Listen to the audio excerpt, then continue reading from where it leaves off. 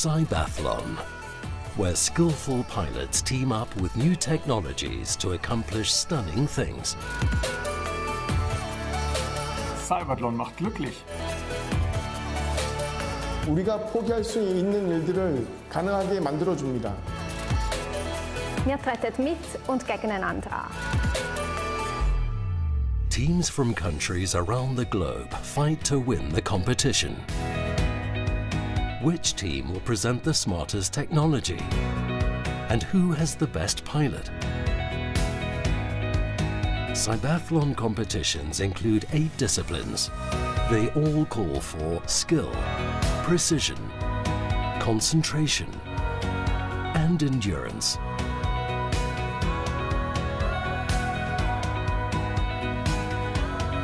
Robotic wheelchairs climb stairs. Prosthetic arms feel out and pick up hidden objects. And exoskeletons let paralyzed legs walk again. Intelligent assistive technologies help simplify the everyday lives of people with disabilities. Technology, competitive spirit, emotions. CYBATHLON is all of that.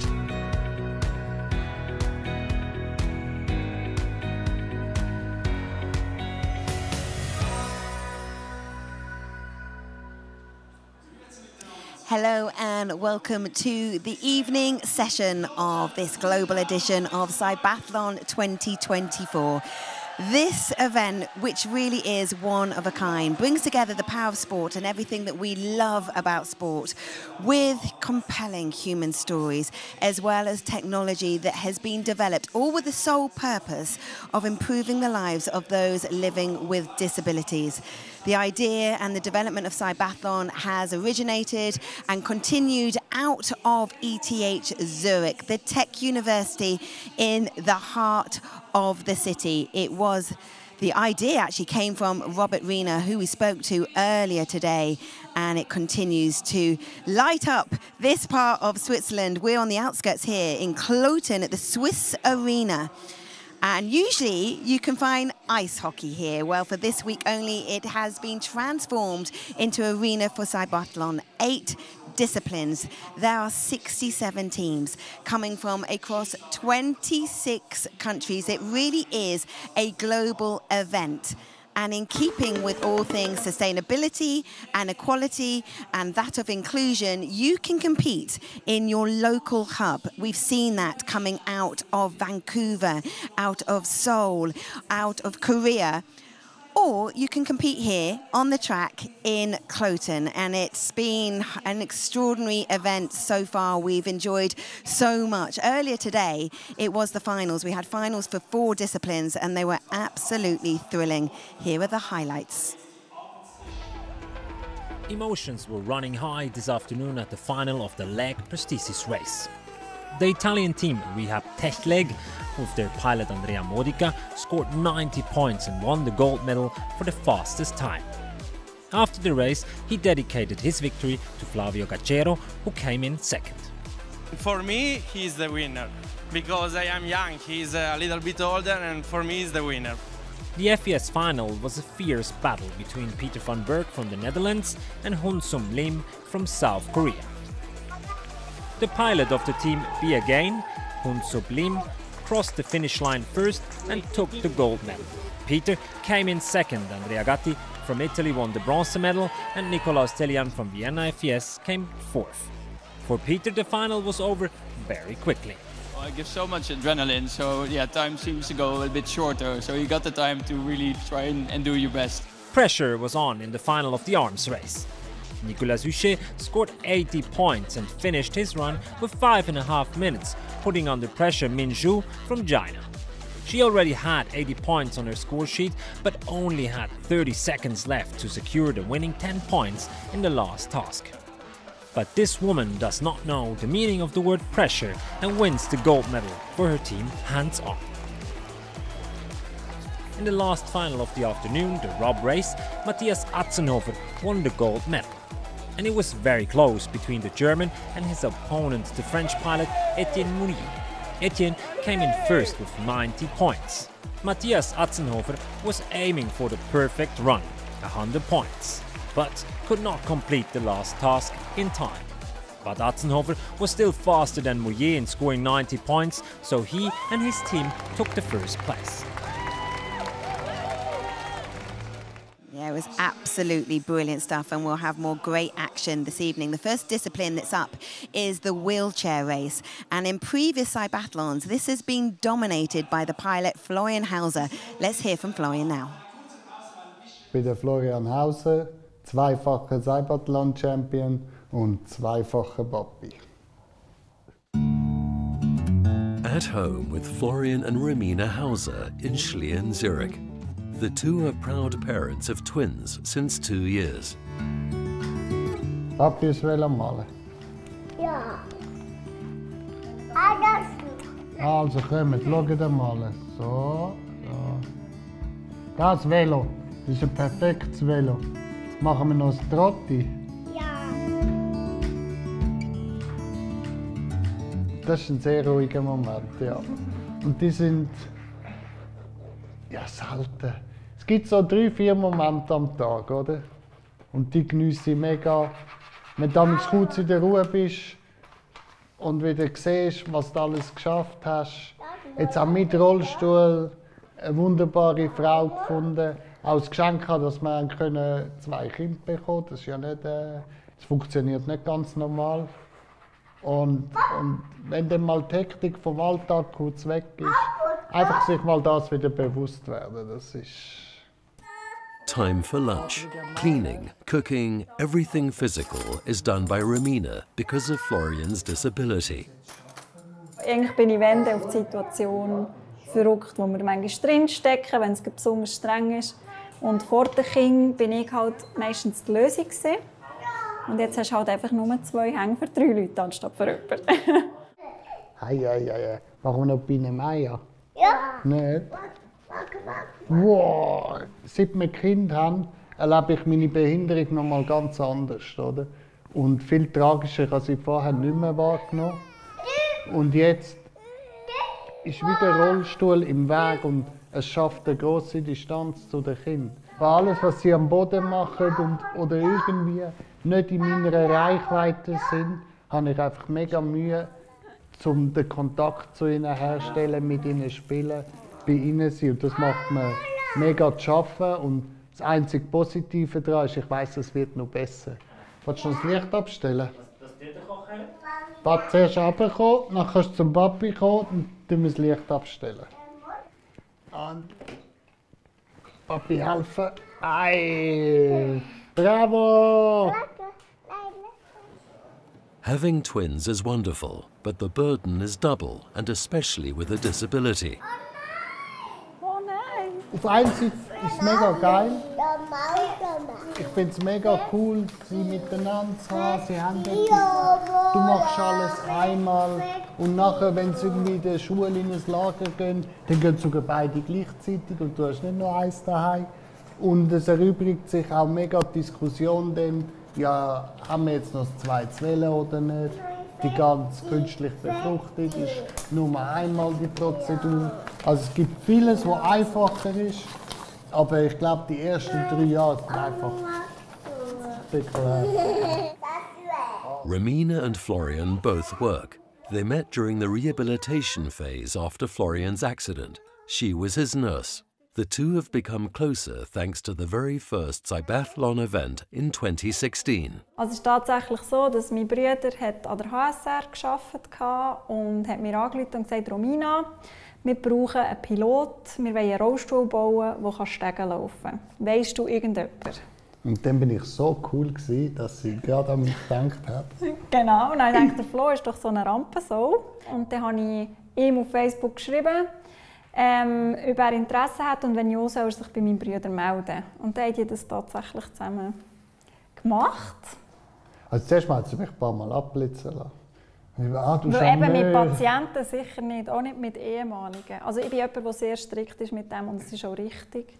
Und darum ist das für mich auch eigentlich klar gewesen, dass da nie etwas daraus wird. Florian not only met his current wife at the CYBATHLON, but the now 35-year-old was also extremely successful in sports. In both 2016 and 2020, no one could hold a candle to him. Hauser was the first twice.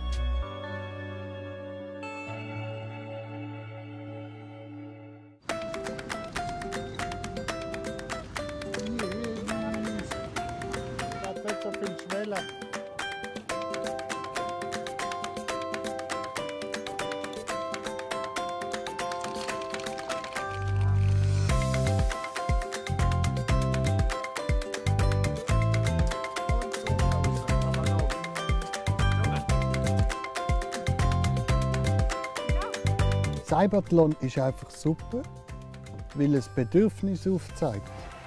Eine grosse Masse an Menschen. Nur so wird man darauf aufmerksam und so Plattformen sind super. Und was auch ganz schön ist, dass es in einem freudigen Format zeigt, in einem coolen Format. Und nicht mit Klavier untersetzt und einer schaut auf den See raus und erzählt, ja, aber es ist genau das, du findest es cool dort zu sein und nicht schlimm. Parat!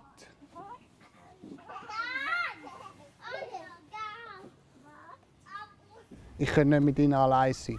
Und gleichzeitig kann aber Romina auch nicht einfach mal sagen, jetzt schaust du auf, Kind, ich gehe. Und je älter sie werden, desto näher kommen sie aber, desto länger kann ich mit ihnen allein sein. Ich freue mich halt mega drauf, dann irgendwann können etwas mit ihnen allein machen. Und im Gegensatz, also im gleichen Atemzug, dass Romina mehr Zeit für sich allein hat. Und das Coole daran ist, es wird nur besser. Also jeden Tag kommen wir dem ein Stückchen näher. Challenge accepted und wir ziehen jetzt durchkommen, was wir wollen. Ja? Und wir bleiben positiv. Meistens.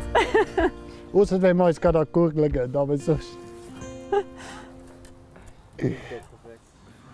CYBATHLON really does bring people together on so many different levels. Well, the wheelchair race is the first discipline that's up this evening, and joining Bex. Good evening, Laura. Laura will be with Bex, taking you through all the action. These stories, ladies, are just so enriching and compelling. Yeah, they are. I think you would be completely inhuman if you don't have a little bit of a lump in your throat when you're listening to stories like that, because as you know, we've seen across the entire competition so far, Abby, it is all about technology, but it's all about the human stories behind it as well, Laura. And the struggles they face during daily life, right? Yeah. I mean, these 10 tasks sort of face or mimic some of these challenges wheelchair users face. Yeah, absolutely. And I think that's also the beauty of CYBATHLON, to not only try to find a solution, but also make it a really nice sporting event. Yeah, absolutely. And that is what we're going to see here very shortly, Abby, in the wheelchair race. Yes, so the wheelchair race, here's everything that you need to know.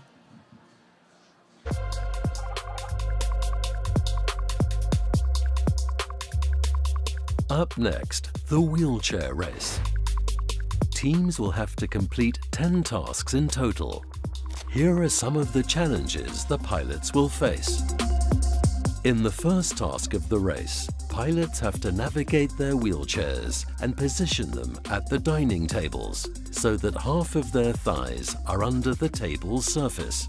They must not move any other furniture to get to the table.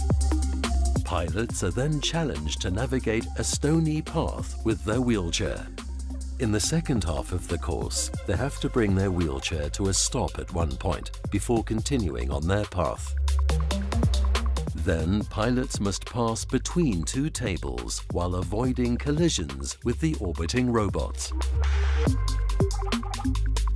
The next challenge is also pretty tricky. In this task, the pilots must pick up a bottle from the ground and place it on a table. Pilots score 10 points per completed task. Whoever completes the most tasks in the fastest time wins the wheelchair race. Pilots have to complete the race within 8 minutes.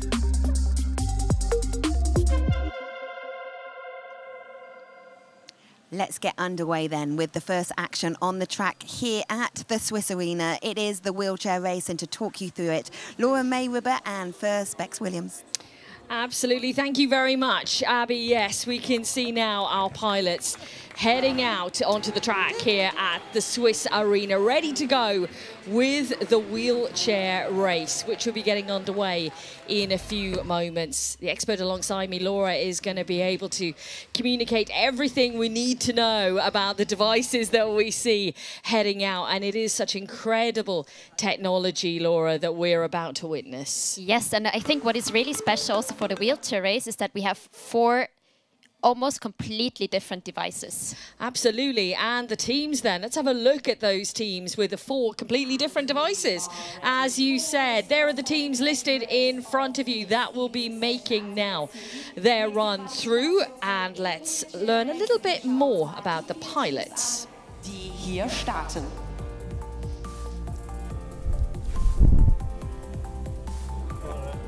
On track number 1.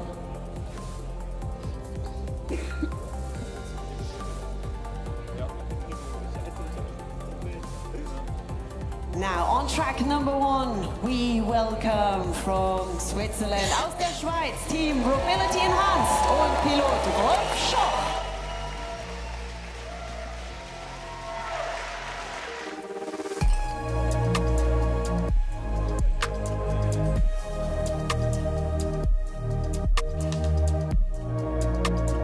Es interessiert mich sehr, was die Technik angeht an dem ganzen Gerät. Und ich finde es spannend, dass man die Hilfsmittel oder die Technik vorantreiben will und durch das eigentlich in Zukunft eine Erleichterung für einen Rollstuhlfahrer erreichen.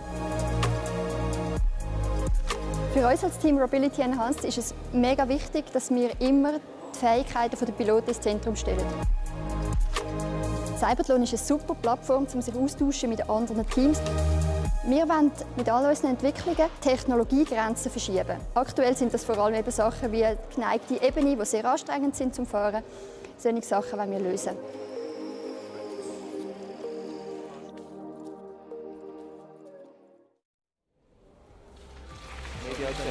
On track number 2, we welcome all the way from Canada, Team BCIT Make Plus and pilot Jamie Borisov.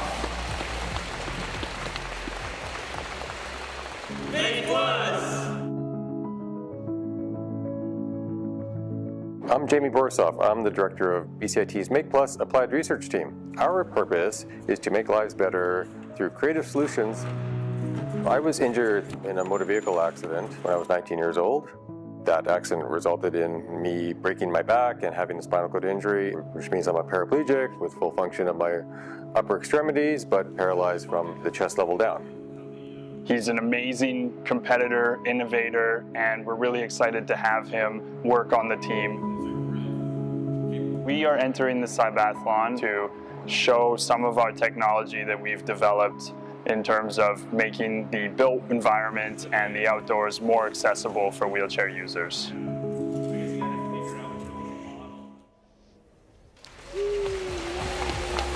On track number 2, all the way from Japan, we welcome Team OECU NR Techs and pilot Toshiki Ogura.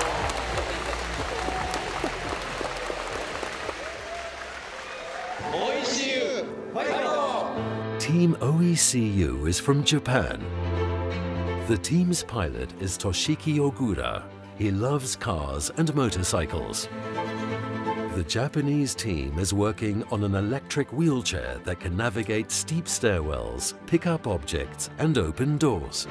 Their new prototype, known as the RP Wheel 24 PT, is intended to one day compete with commercial wheelchairs. Ogura and his squad are very experienced and they've been training hard for today's CYBATHLON. Ogura loves speed.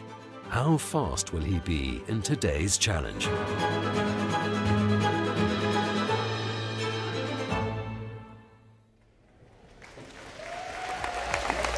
And now the 4th team in this wheelchair qualification is from Germany on track number 4. Please welcome Team Autark and their pilot Matthias Henkels.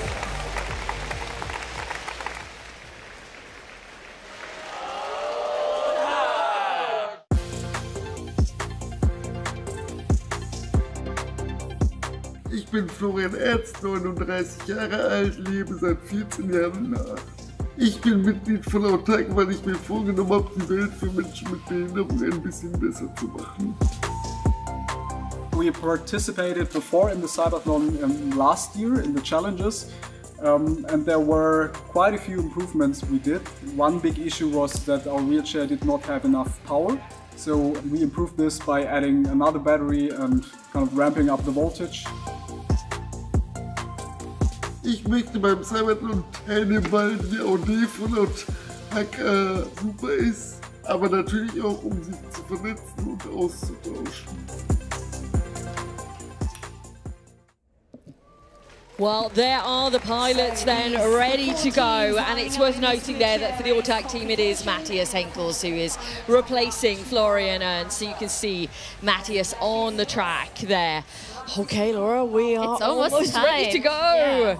And it's fantastic that we're seeing different teams and very different technology as well. You can see the countdown clock there, less than 10 seconds to go now.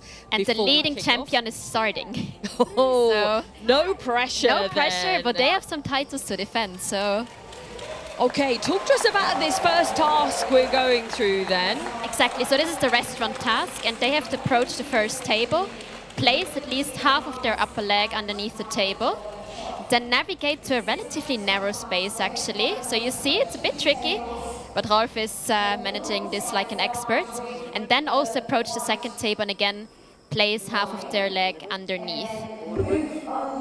Yeah, he's doing this exceptionally well. As he said, there's not a lot of space, and it is maybe a longer, slightly bigger device, I would say. If you, for example, see the device from Autark or OSCU, it's slightly smaller, but we also know that the device from Mobility Enhanced has the stability, which we can also see in the stair task later on. Wow, he is, you could see him altering then the form here of the device to be able to tackle the stairs. They can move back and forth, and here now, very soon, you will see the crawler.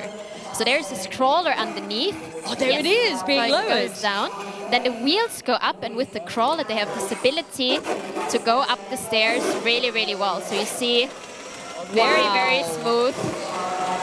That is quite incredible, isn't it? And it's such a big thing for wheelchair users to be able to tackle stairs because, you know, as of years ago, that was a big no-no. Absolutely. And now we can even see some of the commercial devices actually being able to climb stairs.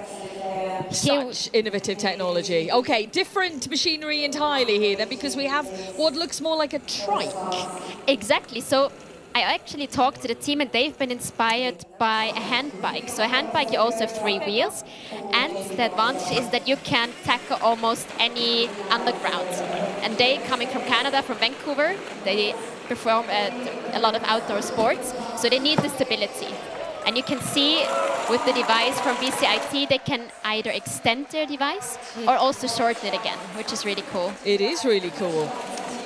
Okay, let's get back with BCIT then, who have already completed this. Well, they have completed the second task. That's 20 points now in the bag already in very good time.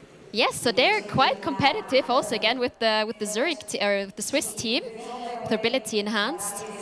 Here we see our Japanese team, OSCU, also managing the restaurant task really, really well. Again, they have a little bit of a smaller device, as we said before.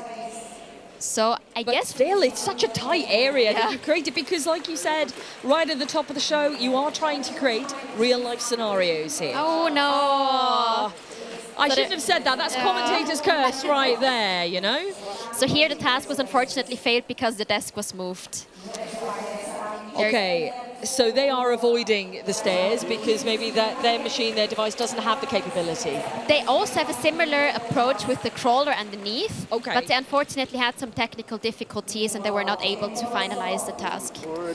Now, we're back with BCIT, and Jamie mentioned in the VT that we saw that he's competitive and he is fast. Absolutely, and maybe one thing to say as well, Jamie is a Paralympic athlete. He participated in the Paralympics in wheelchair basketball and he won 2 gold medals. So I definitely believe he has the competitive spirit. Absolutely. It's so great to see there's so many pilots here have competed in the Paralympics, and that is, you can instantly see their competitive spirit. Okay, what are we doing here then, Laura? So here we have the uplift task. So here they try to reach the highest position that they can reach. So for example, here it's the yellow peg that they touch. And in the next step, they have to go underneath the yellow tag. Go further.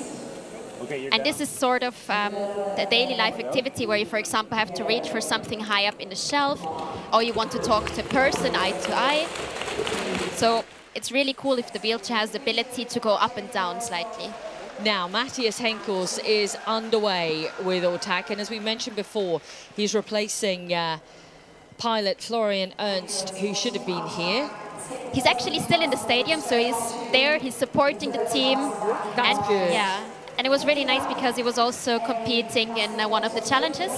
I think we also saw a brief snippet of this. But it's also nice to see Matthias now showing what he can do. Absolutely. Okay, now a difficult task here. I would maybe even say one of the most difficult ones. Because you really have to have good robotic manipulator, because on this side of the door we have a door knob, but on the other side we have a door handle. Yeah. So the device sort of has to be ready to tackle both. And then with the wheelchair in this, exactly. Yeah, and as you say, with the wheelchair as well to maneuver around. But I think it's fine, because they have quite a nice technique of then, yes, grabbing the door and trying to swing that open. Okay.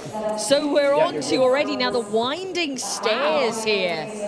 And they're going super fast, because so far they managed every single task. 60 points for BCIT. It's just been incredible, this run so far. And it's another green flag. We're going to be looking at, could we see a perfect score here? Don't jinx it.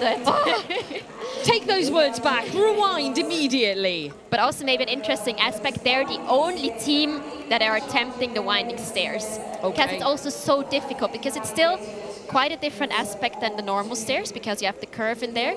So I think it's really impressive that they really try to attempt all of them.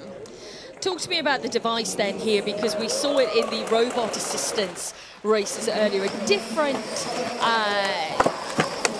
robotic manipulators. That's exactly what I was going to say, but thank you. No, that was not what I was going to say at all.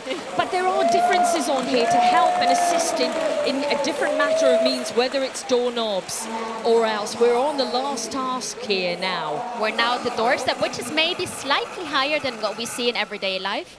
But still, it's one thing that really impairs the wheelchair users in their accessibility of different buildings, for example. Not only the stairs, but also if there is a door, that is maybe something not always considered. And again, here the crawler comes out for a very smooth transition over it. And then again, the lift up. You can definitely see why Mobility Enhanced has been so successful in the past, I would say. This looks so efficient. And really controlled as well.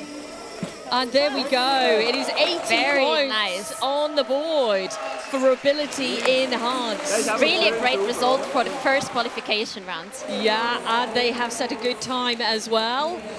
Back with BCIT. They also managed the door task.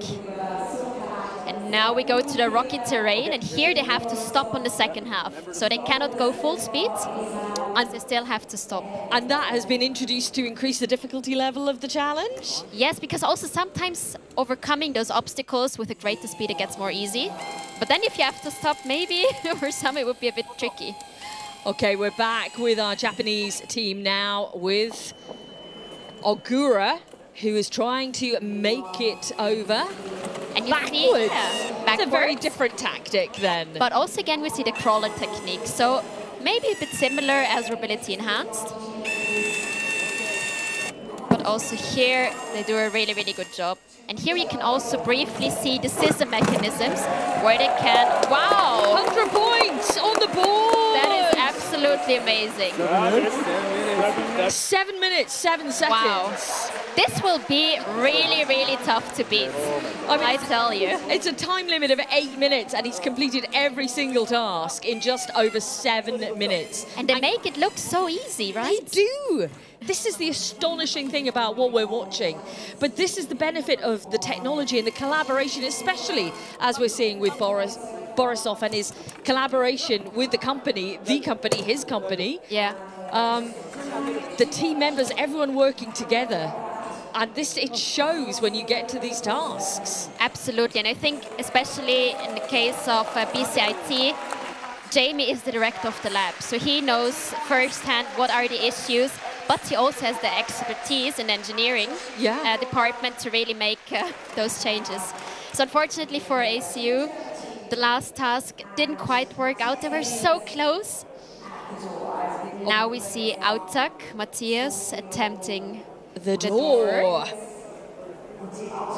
So tell me about what they are using here, because we can see a joystick, we can see a big red button there in front of them, and it's it looks very different to what we've seen so far. Exactly, so this is actually a commercially available robotic manipulator, and he's actually controlling it with the iPad he has.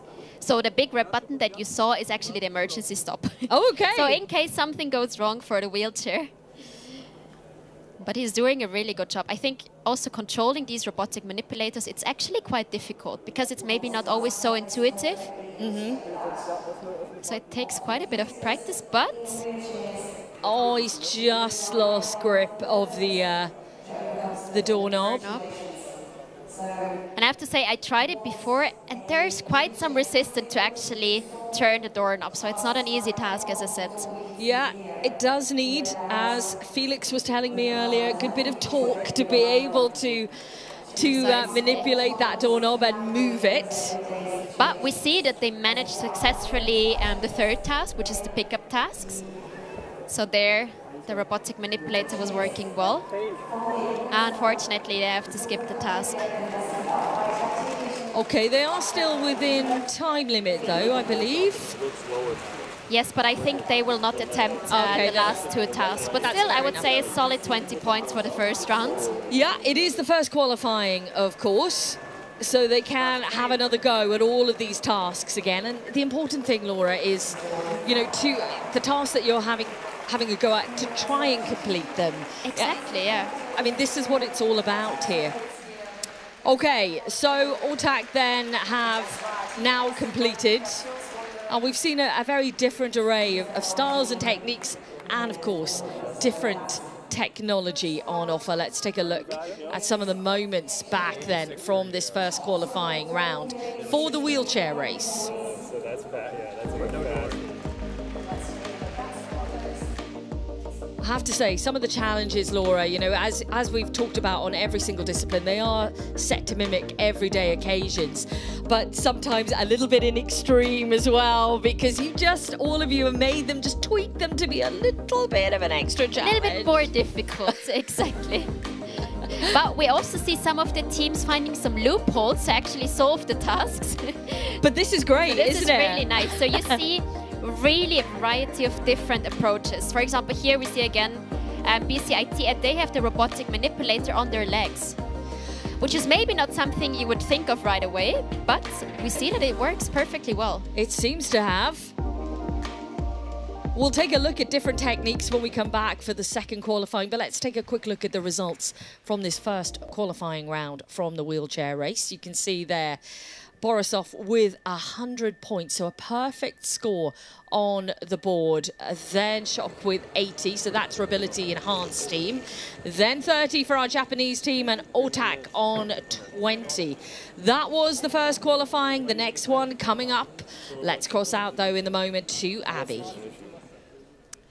Bex, thank you. Well, Jamie Borisov, a perfect score there. 100 points is going to be tricky to beat, Jamie. Let's find out more about Jamie Borisov. Hi, I'm Jamie Borisov. I'm the team pilot for the BCIT Make Plus CYBATHLON team. I'm also the director of Make Plus Applied Research at BCIT. As you can see, I'm a wheelchair user myself. I've been using a wheelchair for well over 30 years now. And you know, you quickly see a lot of the obstacles and barriers that society throws at you. I happen to be an engineer and work in a place that is all about innovation. I get to, bring my own kind of life into my research life and start to design things that I would like. An easier path, overcoming a barrier that I see, and we get to then play with it in the lab and design something, and I get to try it out. It's pretty cool combination I have. You know, our original goal when we came across the CYBATHLON competition and wanted to enter it was to extend the work we're doing right now, or we have been doing for several years, around wheelchairs. And that is having wheelchairs be more capable outside in the natural environment. Things like beaches, trails, things that we take for granted in British Columbia and Vancouver, and in other parts of the world, things like snow and winter conditions. We built something the design team is calling the Beast. And that stands for the BCIT Extending Articulating Wheelchair for Serious Terrains. It's kind of a fun name, but it really describes what we've done. We just designed a wheelchair that can tackle off-road obstacles, rocks, roots, trails, hills. But it can also tackle stairs and obstacles on the ground. It can climb over things that wheelchairs can't normally climb over. Doing things that normally it takes maybe 2 or 3 or 4 different types of wheelchairs to do, we have it all done in one package. It's a beast. It's actually not that hard getting into this device, which surprised me a little bit. It's really intuitive to use. As soon as I got into it for the first time, it felt like one of my power assist devices that I use in my own life. It handled kind of in the same way. I'm very confident that our device will be successful in the challenges we tackle. It handled the things really well immediately as soon as we got it together. So I was pretty pleased, but I wasn't surprised either because we did the work. I've been to 4 Paralympic Games playing wheelchair basketball. We do a lot of mental preparation, a lot of physical preparation for playing sports. Here, the physical preparation is really about staying healthy, but the mental preparation is quite similar actually. So I visualize the tasks. Obviously I practice the tasks and go through them as many times as I can, but I can do a pretty good job visualizing them as well. I can imagine I'll be doing it on the trip to Zurich. And we just do a lot of prep, we'll write down a script that we know we'll have to do to be successful. I think we have a chance. We don't really, you never know what the other teams are doing. This is not like, a sporting competition where there's exhibition games and tournaments that lead up to it where you can do scouting and you kind of know what the competition is doing. Our competition is the tasks themselves and our own resources and time limit, really getting it all done. So we know what we can do.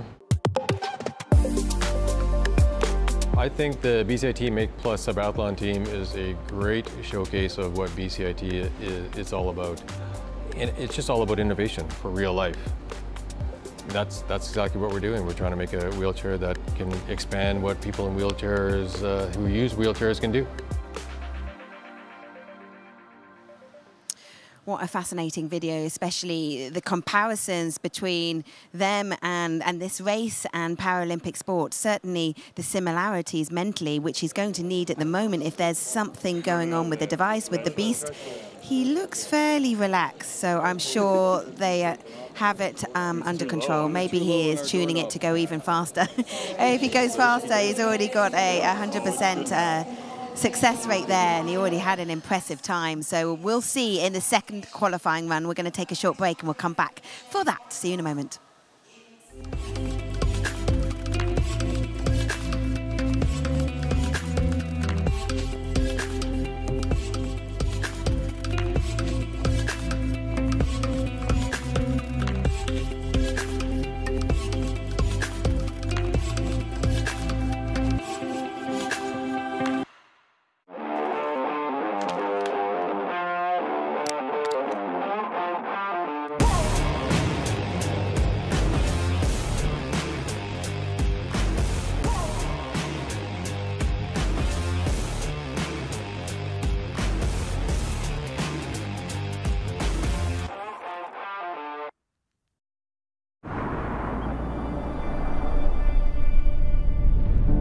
Mein Name ist Michel Fornacier und für mich hat die Zukunft längst begonnen. Mir ist es wichtig, dass Technik der Menschheit dient, sie unterstützt, ihnen Hand bietet und den Alltag so erleichtert. Fortschritt ist Lebensqualität, welche man mit gutem Gewissen auch nutzen darf. In dieser Hinsicht ist EKZ für mich ein verlässlicher Partner, denn sie bieten Lösungen, die mich begeistern. Willkommen zu Hause, Michel. EKZ gestaltet Energiezukunft und versorgt zuverlässig, ökologisch und günstig mit Strom.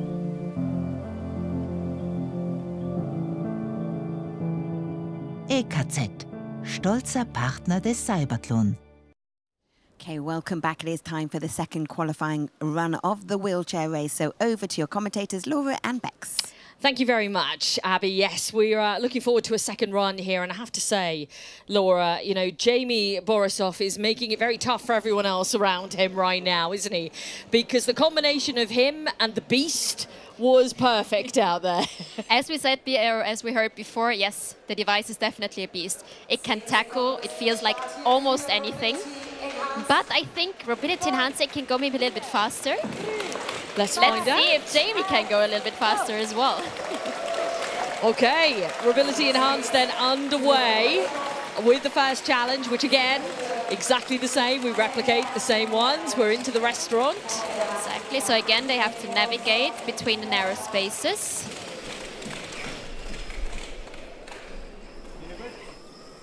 How much has the technology transformed for Mobility Enhanced then over the years? As you said, they have a lot to defend. How much more has the technology grown?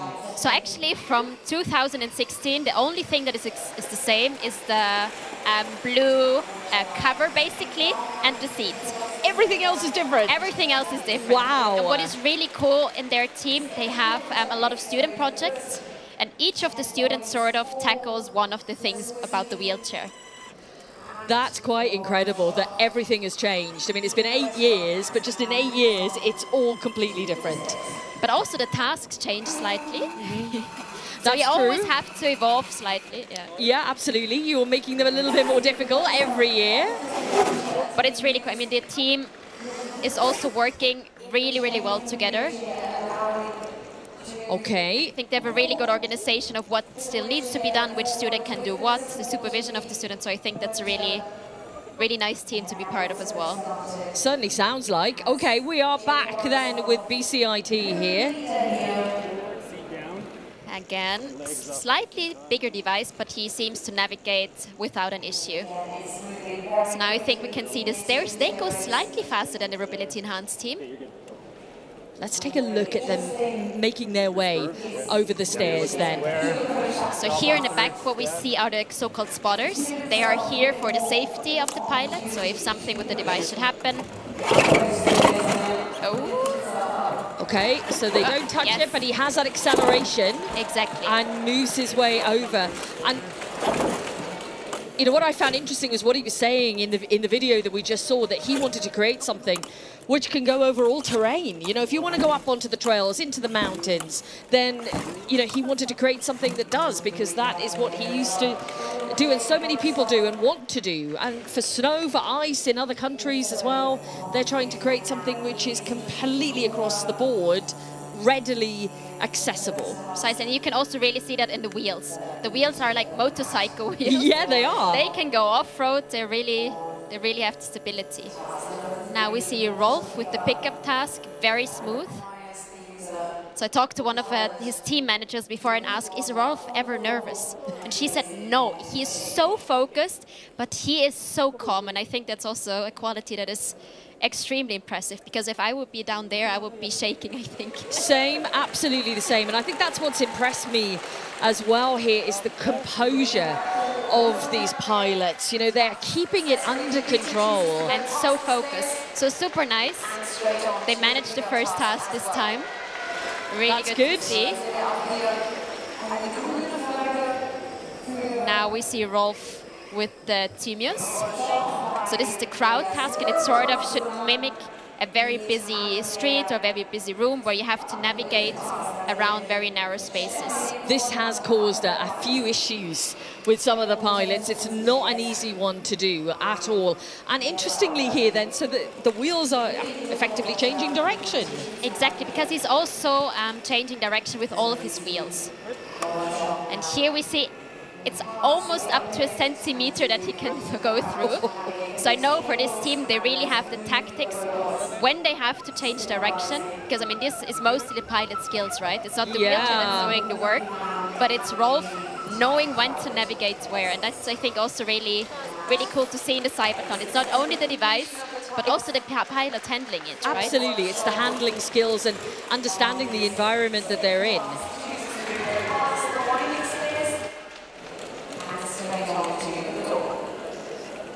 Now we see BCIT tackling the same task.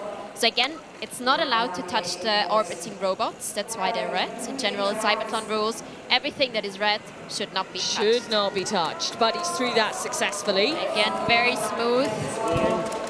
Now on to the winding stairs, which, as you said, not many are going to tackle this one. No, they're actually the only team. So here again, what we saw is that the device lengthens again to have more stability. Oops. And although it looks slightly shaky, it's actually really, really stable what they're doing. Especially what you can see if they're going down. Now they're struggling slightly. Yeah, he's got it, he's got it. Especially going down, you can really see how it's breaking and how stable it actually is. It's really cool. It is really cool that they're able to do that. Definitely is a beast. As he described, yeah, it is so multi-functional. Now, as you can see, we're not seeing the green tasks completed here on the screen, but we will update you come the end with everybody's scores, but we're not seeing them for some reason or other. Okay, back onto this task now then. Back on the uplift. So here we see the Japanese team, and they have the so-called scissor mechanism. So they can move their wheelchair quite a bit up and down. So here the idea is that for the first one, if they reach, for example, the yellow-colored, how do you call it? Oh yes, yeah. Peg, maybe? Yeah. They have to go underneath the same color. I have no idea what we would actually call those, but I'll think of one by the time we get to the final, Laura. Yeah, wooden stick, hanging wooden stick. Let's call it that for now. So now we see Auta continuing to the next task and already mobility enhanced at the final doorstep task. Ooh, we saw this earlier and we saw great time on the board from them. I think they're even a little bit faster than during the last round. I'm not entirely sure, but again, super, super smooth. Ah, that's great. Task really master, great that performance. Is a total of 80 points, I believe, on the board. Yeah. So now we see, they have a really nice technique for closing the door. So they have something fixed on the door handle. Oh, look at that! Pull it back. Shot back. And again on one of the feet. So they have one foot, for example, for the pickup task for the bottom, and the other one for the door. Wow. It's just amazing, though, you know, how innovative and creative the team have come up with these ideas. Of, yes, absolutely. absolutely. Okay, we need this kind of grasp for this, we need that for the... Just so many elements are considered and put into place on these wheelchairs. Now he's up at rocky terrain, so he should not forget to stop. Yes. Yeah, perfect. And it's a green flag. We may get another perfect run here. I wouldn't be in the least bit surprised. He has been on impressive form so far this evening. Absolutely. Does that continue on? Oh, one task. Red. Yeah, one red. I think that was actually the pickup task because it was maybe task 3. So 90 points this time. It was a perfect score on the first one. Okay, so we're on to that. So during the last round, they did not manage, but... Let's see if they do now. Exactly, because I know that their device is able. I saw them do it quite a lot of times. So I really hope for them that they can tackle this task as well. Okay, and we're back with Matthias at the doorknob here. He has to open the door, close the door, okay? Can this team do it? So here again we see the scissor mechanism of going higher with the wheelchair, then the collar is on top. So now I think he will have to shift his weight a little bit, because we saw in the last round that he was a little bit too far in the back, so the wheelchair tilted slightly. And then one of the spotters actually saved him. One of the spotters had to intervene to guarantee the safety, because that is also what we what is the most important for us, but nice. I think he's managed. Yes. Excellent.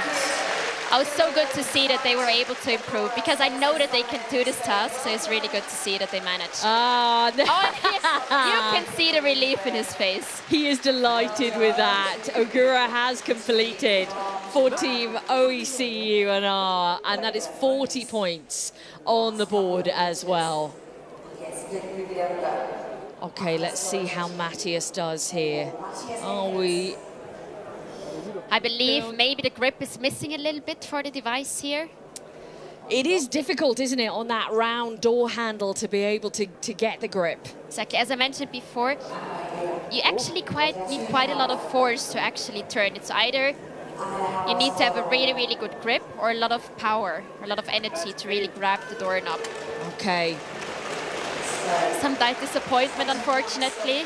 Yeah, we've seen it throughout the whole day, haven't we? It's the highs and lows of it all, but some brilliant moments, but I think he's going to bypass, by the looks of things, all the rest of the tasks now, yes. You know, what I loved listening to, Laura, was a little chit-chat between Jamie and the team after he'd had a perfect score, and he's still talking about improvements. Absolutely. But I think here you can really see the athlete. I mean, what we saw in the video before, he talked about how he envisions the track, how he's practicing for it. I think I hope he will be happy at some point with his performance, but I think he always feels like, okay, there is room for improvement. Yeah, there's always somewhere to be better. I've met many athletes in my time who just won't settle. There's always something to be improved on, but this technology is impressive to watch, and the fact that it can, you know, open doors. And as you mentioned, there are already, you know, being used around the world, wheelchairs that can move up steps. I've certainly seen videos of it in the past few days of people being able to visit their neighbours they haven't seen for in 5 years because there's loads of steps up to their house, and they have that accessibility, and that's all because technology is being advanced due to fantastic universities, research, students, plenty of people behind the scenes who are advancing all kinds of different technology to be accessible all around the world. Okay, that was the second run done. Then let's cross out to Abby. Thank you, Bex. We are now joined by Jamie. Jamie, that was so impressive. 100% score, 10 out of 10 in that first run. You made it look, well, the beast and yourself made it look pretty easy. Yeah, thank you. That was really exciting, super fun. It was really interesting. We watched the video of you just between the sessions, and you were saying about the similarities between Paralympic sport. We know that you're a 2-time gold medalist in the wheelchair basketball, and the mental similarities and having to visualize as well. And how did that come into play? It definitely helps. It was interesting, though, we were talking, 2 of the guys on our team are racers. And I've never raced, actually, and this is a race. In wheelchair basketball, when you make a mistake, you screw up, there's a whistle, there's a timeout, there's halftime. You get to compose yourself, you get to collect your thoughts, and this you can't. You just have to keep going. So, like in the second run on the bottle task, we failed that, and it's like, okay, you have to keep going. So it is different in that regard from wheelchair ball. And the fact that you can come up with this creative solution, though, that can master different terrains, and again, the staircases, it's just what this can offer to other people with disabilities is just profound. That's why we do it. How far can this technology go? Well, honestly, we have no idea. I mean, we designed for the CYBATHLON. I think we've created a lot of cool technologies. We're not sure where it'll go from here, but we're excited. It's very exciting. We get to see you in action again in the final, but for now it was faultless. It was super impressive. Well done to you and your team. Well, thank you very much. Whew. Really, really good stuff. And we are now going to turn our attention to a researcher. This lady is equally impressive. She's part of the research and development for the wheelchair race, also for Exoskeleton. Let's hear more from Sylvia Rona. I like doing that job, to enable people.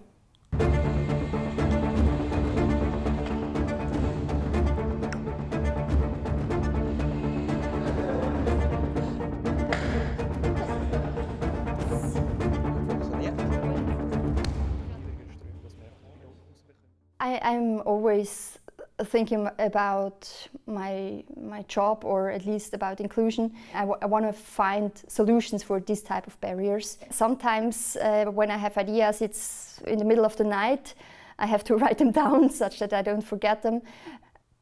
So for me, it's kind of merged together, my personal life and my job. I have a fascination for geriatrics and for robotics. And this combination led me to a point where I'm in the privileged position to work for a university and to have a huge playground to realize my ideas.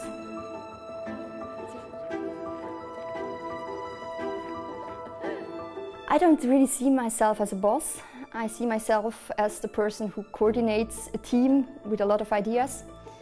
And sometimes I need to take decisions on my own, but typically we take decisions as a team.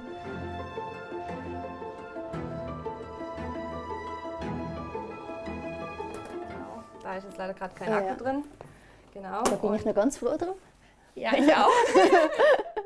Und das fährt dann eben autonom mit der Kamera da vorne.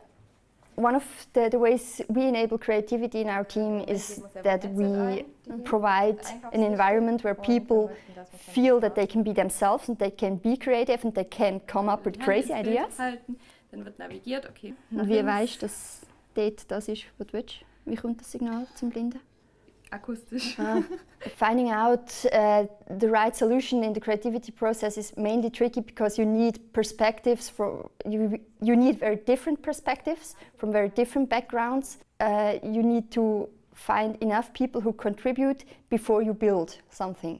And that is the tricky part, because it's for a lot of people tricky to come up with ideas based on nothing. Ja, offiziell weiss ich, das Benutzerhandbuch habe ich geschrieben. Aber das Problem ist, wir haben jetzt hier zwei auf einen Kanal genommen. Ist aber kein bewegtes Kabel, oder? Das ist, nein, ist kein bewegtes Kabel, es ist fix, genau. Okay. Das ist eine schöne Kabelführung. The field I'm working in is huge. I don't see a lot of competition there, but I see a lot of opportunities for collaboration. We do have a lot of projects working with the industry, and there, of course, we need to consider the business side. But it's not our main goal. In the context of CYBATHLON, we had other teams here which came here to exchange during the development phase, also during training phase. It's a real collaboration. Ich will es im Fall trotzdem abschneiden, wenn dann es noch. And if you imagine the amount of work which needs to be done to reach a good level of inclusion, there's so much work to do. There's no need for competition in that field. Everybody can push their own frontiers, and together you will reach the goal much earlier than without collaboration. Trotzdem meistens noch Leute dazu schauen. Aber ich muss schauen wegen der I'm just a tall child. I like working with the tools we have. I like to combine technology. I like to combine ideas. It's exactly what kids do on a playground.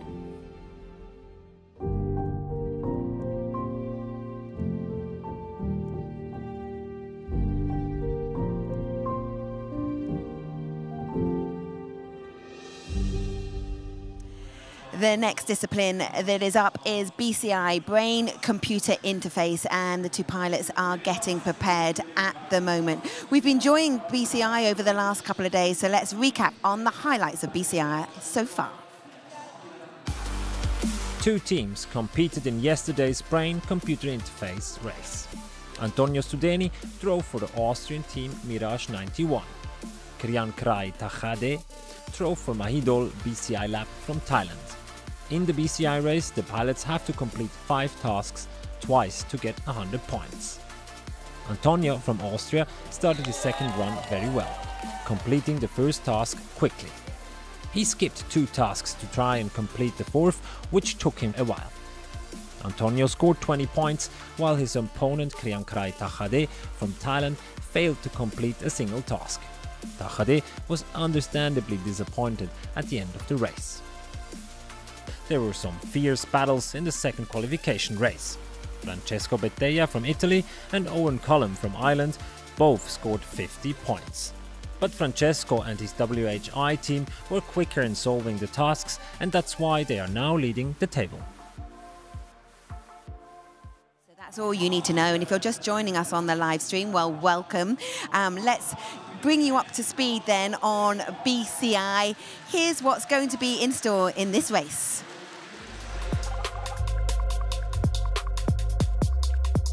Up next, the brain-computer interface race. Professor Luca Tonin explains how the BCI method works. We use it to try to decode the intention of the user and translate them into commands for external devices. The brain-computer interface race includes 5 types of tasks. They all have to be completed twice. In the first task, pilots navigate a wheelchair avatar through a virtual room. The goal is to reach the door located at the far end of the room. Furniture and robot vacuum cleaners obstruct their path.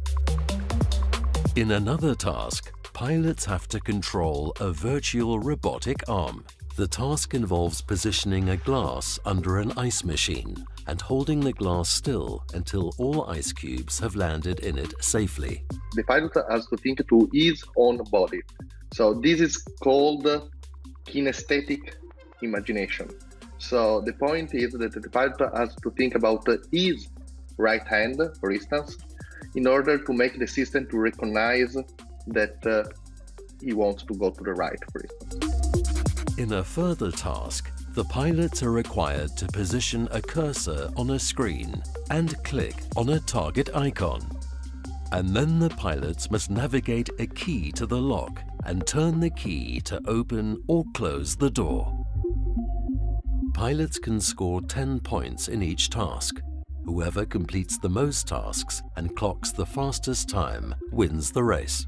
However, pilots must complete the tasks within an 8-minute time limit. Such interesting technology, and for the pilots themselves, it demands so much concentration. To talk you through the BCI races, Bex and Ingrid. It is, Abby. Thank you very much. Yeah, Ingrid, we're back again for the qualifying session. We're going to find out exactly where our teams are heading from for what is going to be a really exciting qualifying session here in BCI. So let's take a look at our map and discover the teams.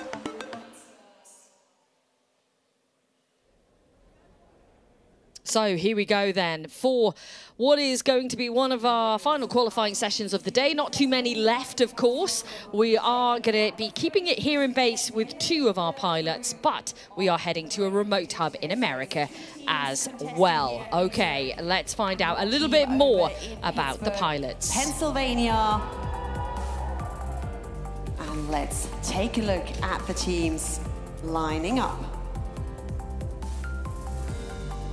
And as you can see, the beauty of this competition being that it has many local hubs. There we see the team over in Pittsburgh. That is Team Pit Crew and their pilot, Philip.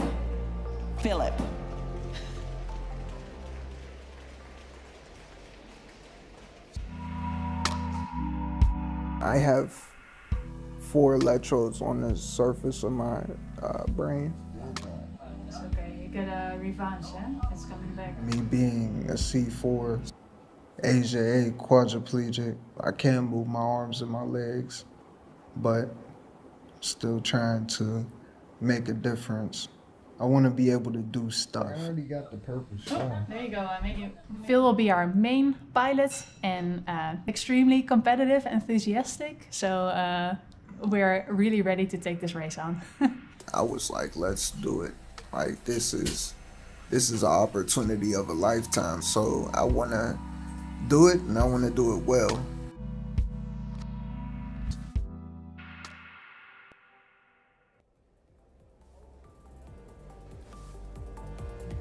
And from Pittsburgh, back here in the Swiss Arena in Zurich, we say welcome to the team from Germany, Team Neurotome, and their pilot, Leon Jokinen.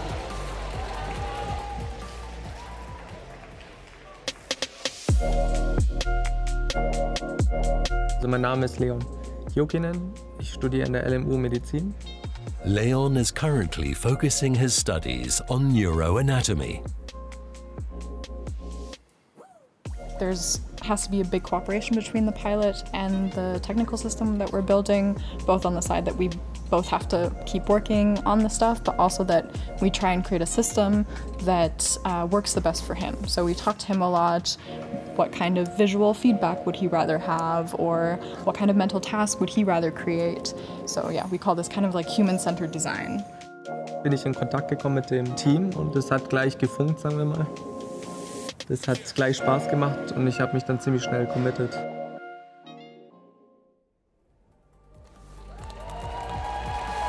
And the third team here in Zurich with us, lining up in this qualification group for the BCI. From Italy, we welcome team WHI students and their pilot Filippo Baldrin.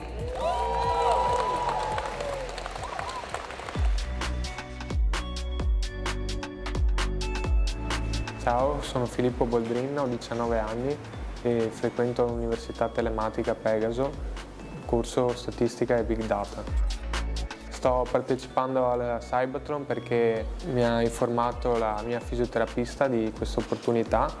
Ho provato e mi piace molto quello che fanno e quello che potranno sviluppare con questo progetto. Da marzo che ho iniziato a fare il pilota della BCI, grazie all'aiuto dei 6 ragazzi che sono con me, sto imparando cose nuove su questo progetto, a comandare grazie alla forza del pensiero e sperimentare cose nuove.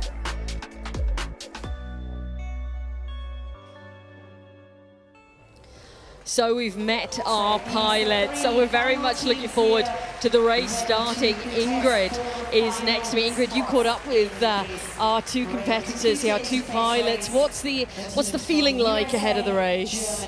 They are nervous, they are excited, and I think they just want to get started now and yeah, do this. Extremely nervous then ahead of it all, and you know, there's a great atmosphere in the arena. We talked about this earlier when we had BCI earlier on in the day, that the fact that there's a lot going on around them, and normally when they are, you know, competing essentially or playing this game, they're maybe within a university lab or wherever, but it's quiet.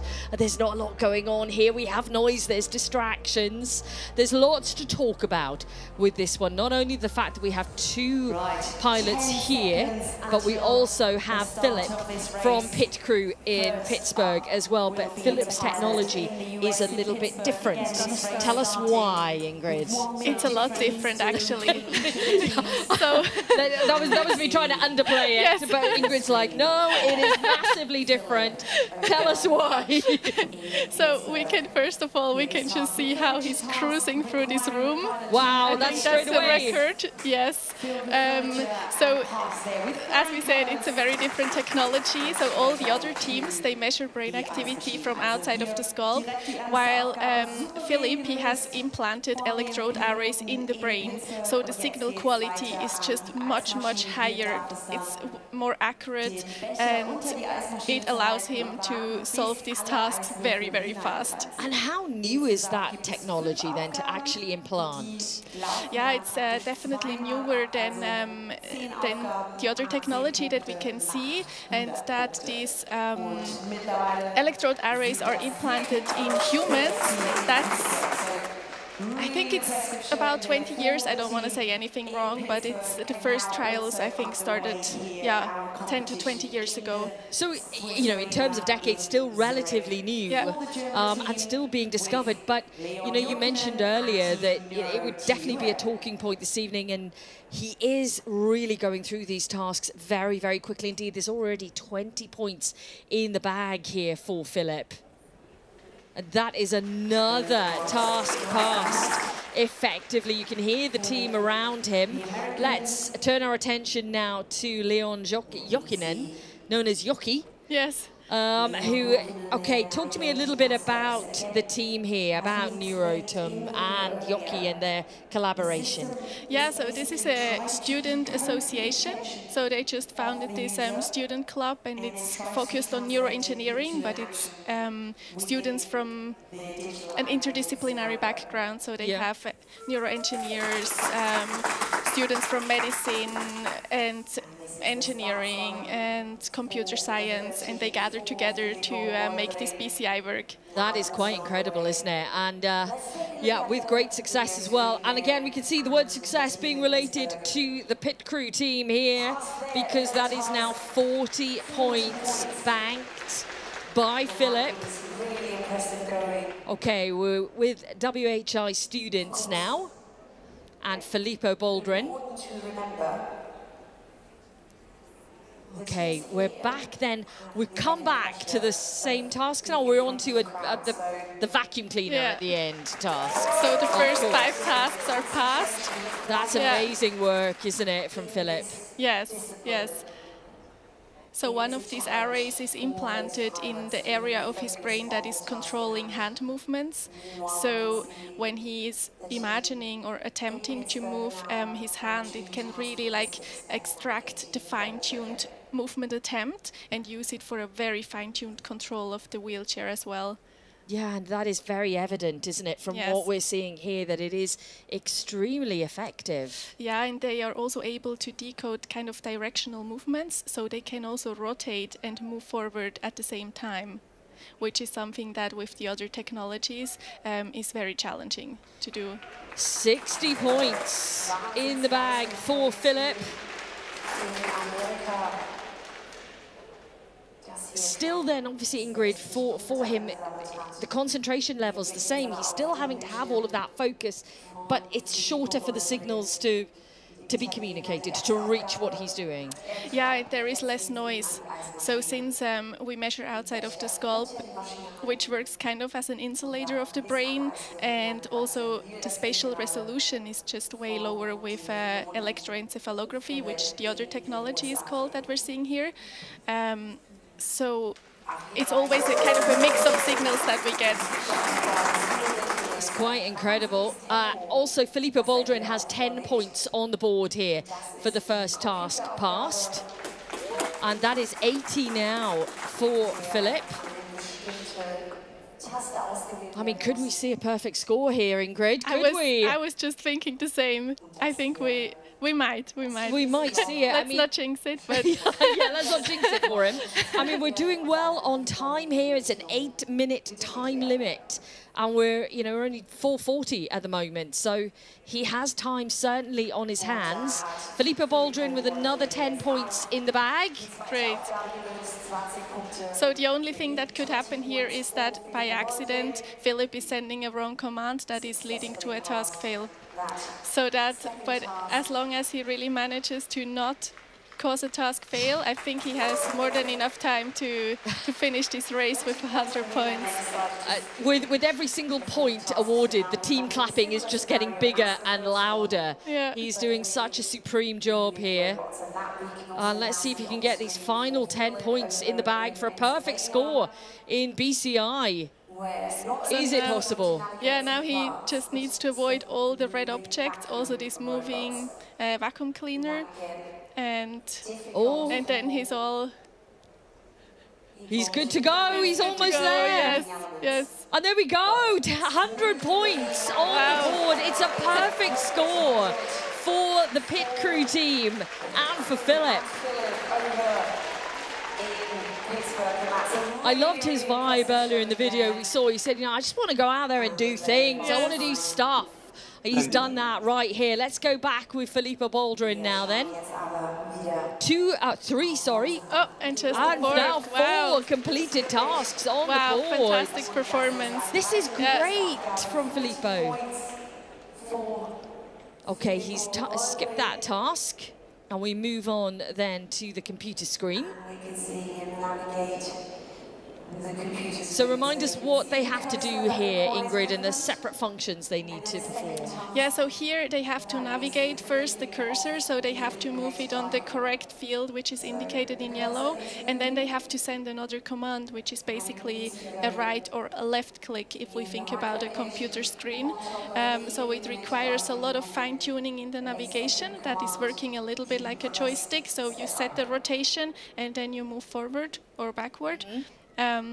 And then the click. So it actually needs a lot of different commands that are sent. One thing we haven't talked about, Ingrid, while we watch now to see if Filippo can carry this out, is how BCI is used for rehabilitation, as a tool in rehabilitation. How important is that? Yeah, so on the one hand, and also as we see it here, it can be an assistive device, but it can also be used in rehabilitation, for example, for stroke patients, because it has been shown that when we imagine movements, although we can maybe not execute the movements yet, which is sometimes the case early after a stroke, it can help with recovery.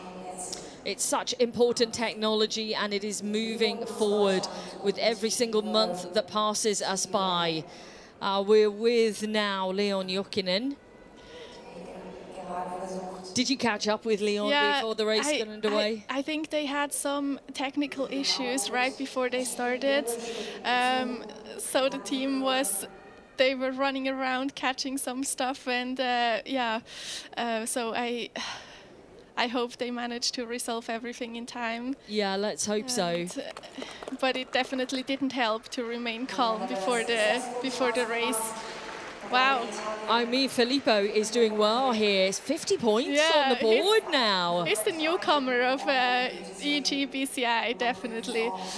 Yeah, and he's very young as well, isn't he? You know, you mentioned earlier, he was very nervous before the start, but all those nerves seem to have been put aside right now because he is racking up the points. Yeah. This is such a difficult challenge because you've got the 2-in-1. You have to move that robotic arm, put the key in the keyhole and turn it as well. Exactly. And I think a lot of pilots are skipping this task, so now I think he's attempting it because he has the time to try it. He could potentially, if he can manage all of this, he could potentially be second, because you know we saw the morning run was very strong actually, wasn't it? But what can he do now? And we've got a minute left to go.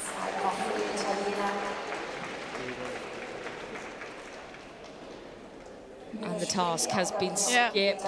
Okay. So now he less than a uses minute. The last minute to race through the vacuum cleaners. Are we going to see a last-minute thriller? That seems to be the case. He can't. Oh no. Yeah. Yeah, you can't touch the plant pot.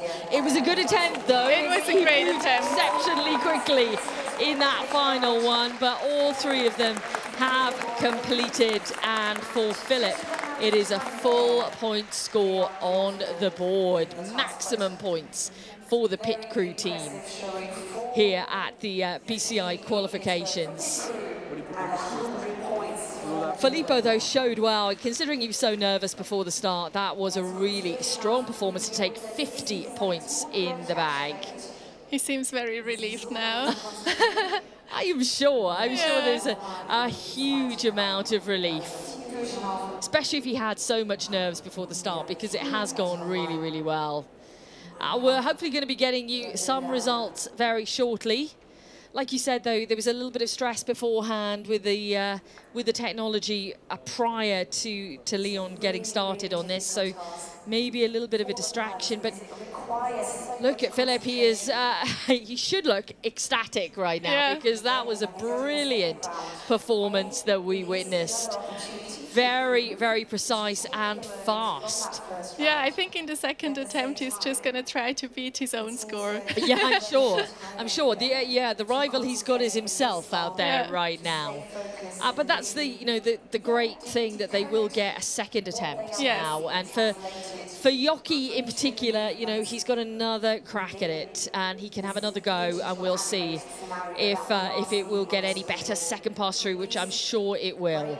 All those nerves nerves would have calmed a little bit as well. We've already had one qualifying session here. The crowd are getting behind the pilots. It's a good atmosphere in the stadium. Okay, let's find out where Abby is right now. Over to you, Miss Stevens.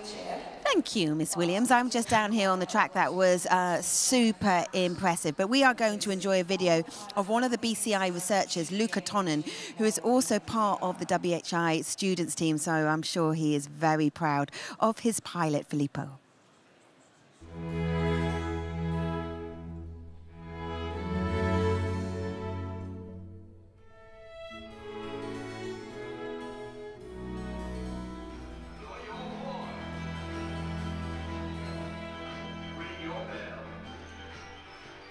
I'm an associate professor in computer engineering at the Department of Information Engineering of the University of Padua. The Y team started in 2015 with our pilot, Francesco Bettella, and me and Professor Menegatti, and just a few PhD students. Our BCI is based on non-invasive acquisition technology. What do we ask to our pilots? We ask to do simple tasks. For instance, we ask them to imagine to move the right hand or the left hand. We wanted to push our focus on the learning part of the BCI, because we think that the key point of any BCI system is not the decoder, but is the learning of the pilot. Thanks to this approach, we participated in the CYBATHLON BCI series in 2019, and we succeeded by winning the gold medal. And we replicated the same results in the CYBATHLON 2020 global event. Now the Y team is composed by us, by our pilot Francesco, and 5 PhD students of my lab. The concept, the approach is always the same, to focus on the learning aspect of the BCI, plus we add a multidisciplinary approach in order to face the challenge of the new BCI game. A group of students of my course in robotics asked me to participate in the CYBATHLON event. The Y students team started last year. I think that CYBATHLON is also a good opportunity for them, because they see how this kind of technology can be used by real users in real demanding situations as the CYBATHLON event. In the meanwhile, also the equipment of the lab increased. So we have a smart wheelchair, lower limb exoskeleton, robotic arms, and telepresence robots. The main idea of our research, our neurorobotics group, is to try to translate the human intention into commands for these kind of devices, in order to make these as robust as possible to operate in daily life.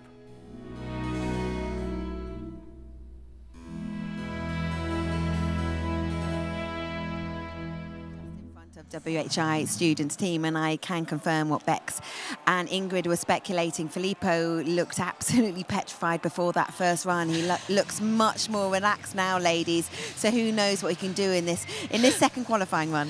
Well, I'm pleased to hear that, Abby, because yeah, we don't want any nerves out there, Ingrid, do we? Especially not in this discipline. You need to be calm. So I'm glad, Abby. Thank you for that. We are going to be taking a look at the standings very shortly for BCI ahead of the next run. And you can see there with the perfect score, it is Philip on the top of the table, then Francesco Bettella in second position. WHI students behind on, well, they're on 50 points also, but obviously a little bit more time. Neuro Concise in fourth at the moment with Owen Collum. So we do have a really interesting array, and this is going to be now second qualifying session coming up. Ingrid, as you said, you know, the only kind of person to compete against himself. Philip is going to try and equal his perfect score again. But I think it was really encouraging, considering all the nerves from Filippo, that he did so well. Yeah, I'm so happy for him. Yeah, we all are. Okay. I don't think we're far away from getting going then for the second run. I love these little final moments with the team, little chats, little talks. We've got 15 seconds to go then before we begin. And just a reminder, it is of course 10 tasks we're looking at again. We have a time limit here of 8 minutes for them to be completed in. So let's see how our crews do this time around.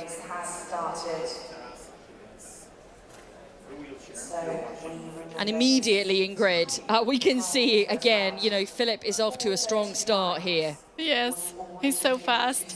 And actually, I've heard that once in the training, he complained because he wanted to go faster. And the team with their, like, control strategy, they can also control that a bit. And he was like, I want to go faster. Wow. But it just shows the capability of the technology, doesn't it? How successful it is. Yeah. Okay, this next one then, Philip has to try and get the ice into the machine, and when that light is on, that means he's ready to accept the ice, yeah? Yeah, and now it's just crucial to not move away. So we need the green light shining in order to that the ice cubes can drop. So it's that stabilizing moment then with your mind to keep that in position. Which is also sometimes difficult. Okay, that is 20 points then. Again, he's just going for it, isn't he? It's quite inspiring to see this. Yeah, and actually he told me that in the lab he's controlling a robotic arm, a real robotic arm. Wow. And that's what is most fun for him to do as well.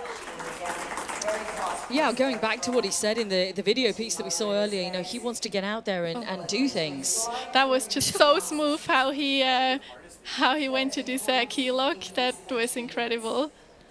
I mean, this is pretty incredible, Ingrid. You know, he is kind of so far ahead because the technology that he has is so far advanced. Yes. In comparison, but you know, what does this mean for the other teams in this competition right now?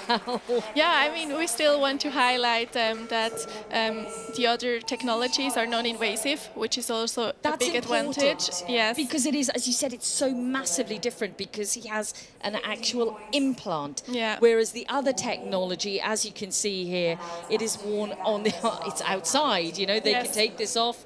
It's gone. Yes, and that's why we can also use it for rehabilitation or just simply for training. Yeah. And we saw with Filippo earlier, and we saw with our competitors this morning, that it is extremely effective. I mean, this technology that we're seeing, Jokinen use and Baldwin use, is extremely effective for what they are doing right now. And as you mentioned, for rehabilitation, there are so many different functions of it. I'm really excited to see how it does progress in the future, certainly, because there's so much scope for it. It seems exciting. Philip doing exceptionally well here. We're up to 60 points. And we're just under 3 minutes. Yes. Yeah, so he might beat his score. He may well beat his time. He moves back then to the computer screen. And we'll come back to the other competitors as well. But you can see Philip is almost complete with all of his challenges here. Got 2 more to go. Not quite as smooth as the first key, but almost. But it's such a fine-tuning. Yeah. But still extremely fast. One more game. And now I think he just goes for it. Wow, okay. Oh my goodness. 3, wow. The time is just incredible from pit crew and from Philip. That's amazing. 100 points and a record time there. And that's the reaction we were waiting to see, that smile. We can hear the excitement from that's great. Back on the arena floor here, we have got Leon Jokinen with 10 points and now Filippo Baldwin with 10 points as well. Oh, but it's great to see that it works better this time for Yoki and the Neurotum. Yeah, so much better. Obviously, whatever happened before, that's past now. He's got 10 points in the bag. It is going better, and that does, builds a bit of confidence as well, doesn't it? Yes, definitely. And I think it's so impressive that this is really a students team, and they built this whole BCI pipeline from scratch. None of them had experience with it, and they just started it, and yeah. The skills involved are just, the skills involved, but also the confidence to do it and the want to do it as well. I think, you know, they are visionaries, and they are doing such a fantastic job. And that job will continue on. This is a development process. It gets better and better. We've seen in so many disciplines. We just had the wheelchair race. Laura was telling me from 2016 CYBATHLON, Robility, one of the teams, their equipment, their device has completely changed. There's maybe one element that is exactly the same as it was then. And that's just 8 years. Yeah, it moves so fast. It moves so fast. It does move so fast. Yeah, I met some of my friends who came today. They were in the audience, and they were here in 2016 and also volunteered back then. And they were just so impressed by how much more difficult the tasks are and how the technologies have developed in this time. So, but this, you know, I love the fact that you're highlighting, you know, the team behind the pilots here, because that is all important. And for a number of the teams, they are students. Yes. And, you know, they are, you know, learning themselves and developing themselves. And I love seeing that element. We are still with Jokinen now, then Joki. He's just knocked over the plant, unfortunately, so that's a task fail. But Filippo Baldwin on 20 points. He did score, he was 50, I think, wasn't it, on his first qualification attempt. I find this one particularly difficult because, as you mentioned before, you know, they're turning their wheelchair here, but they've got to time it so well. Exactly. So they have to set the rotation, and they need to like stop turning at the right time, and then also sometimes it's just so difficult to avoid the moving obstacles as well. So. Okay, that is Filippo Baldwin, who has then completed 20 points in the bag. It was a better first qualifying run for him. Let's go back to Joki. And we're faced with these dual vacuum cleaners of doom. Oh no! So unfortunate, unfortunate. Just caught by the vacuum cleaner there, but points on the board this time around, which is far more positive than that opening qualifying round. So all of our pilots then have completed their second qualifying session here in BCI. Some with better results than others from the first time around. Filippo did much better in the first one, and maybe that is surprising because of the nerves, but maybe the nerves helped in a way. Yeah. And there is Philip then in the remote hub in Pittsburgh. It has been a fantastic run for him. For everyone, you know, it's difficult to come in here onto the arena floor as well for these pilots and to fully concentrate and to not be distracted by everything that's going on around, and the fact that it's qualifying, Ingrid. Exactly, and also to concentrate for 8 minutes straight, and then another 8 minutes. That's not easy at all. It is, it really is. So you can see Philip there from pit crew is at the top of the table. Francesco Battella then next, then Filippo Baldwin and Owen Collum, the top four. And then beneath then Shorto, Studeni and Jokinen. Jokinen, of course, who we've just seen right now on the floor here in the Swiss arena. Those are the results. And of course, we'll move into finals mode tomorrow. Ingrid, thank you very much. Thank you. Let's head out then and find out where Abby has taken herself to right now. Hi Bex, I'm at the side of the track and we are going to head in to Pittsburgh, virtually of course, and speak to Philip. Philip, first of all, congratulations, 100% score, a perfect score on both of your qualifying runs. How was the experience for you? How was the experience? Yeah. It was fun. You know, I just tried to relax and push through. I was having a little trouble with my right going right a little bit, but once I got relaxed, it started easing up a little bit. And tell us about the technology, because we're here in the arena in Zurich, and the other pilots that we've seen in BCI have a skull cap that's attached on the outside of their skull. For you, obviously, it's a different technology, and it's advanced, and it's obviously very successful. So I have 4 electrodes on the surface of my brain implanted into the motor and sensory cortex for my right arm.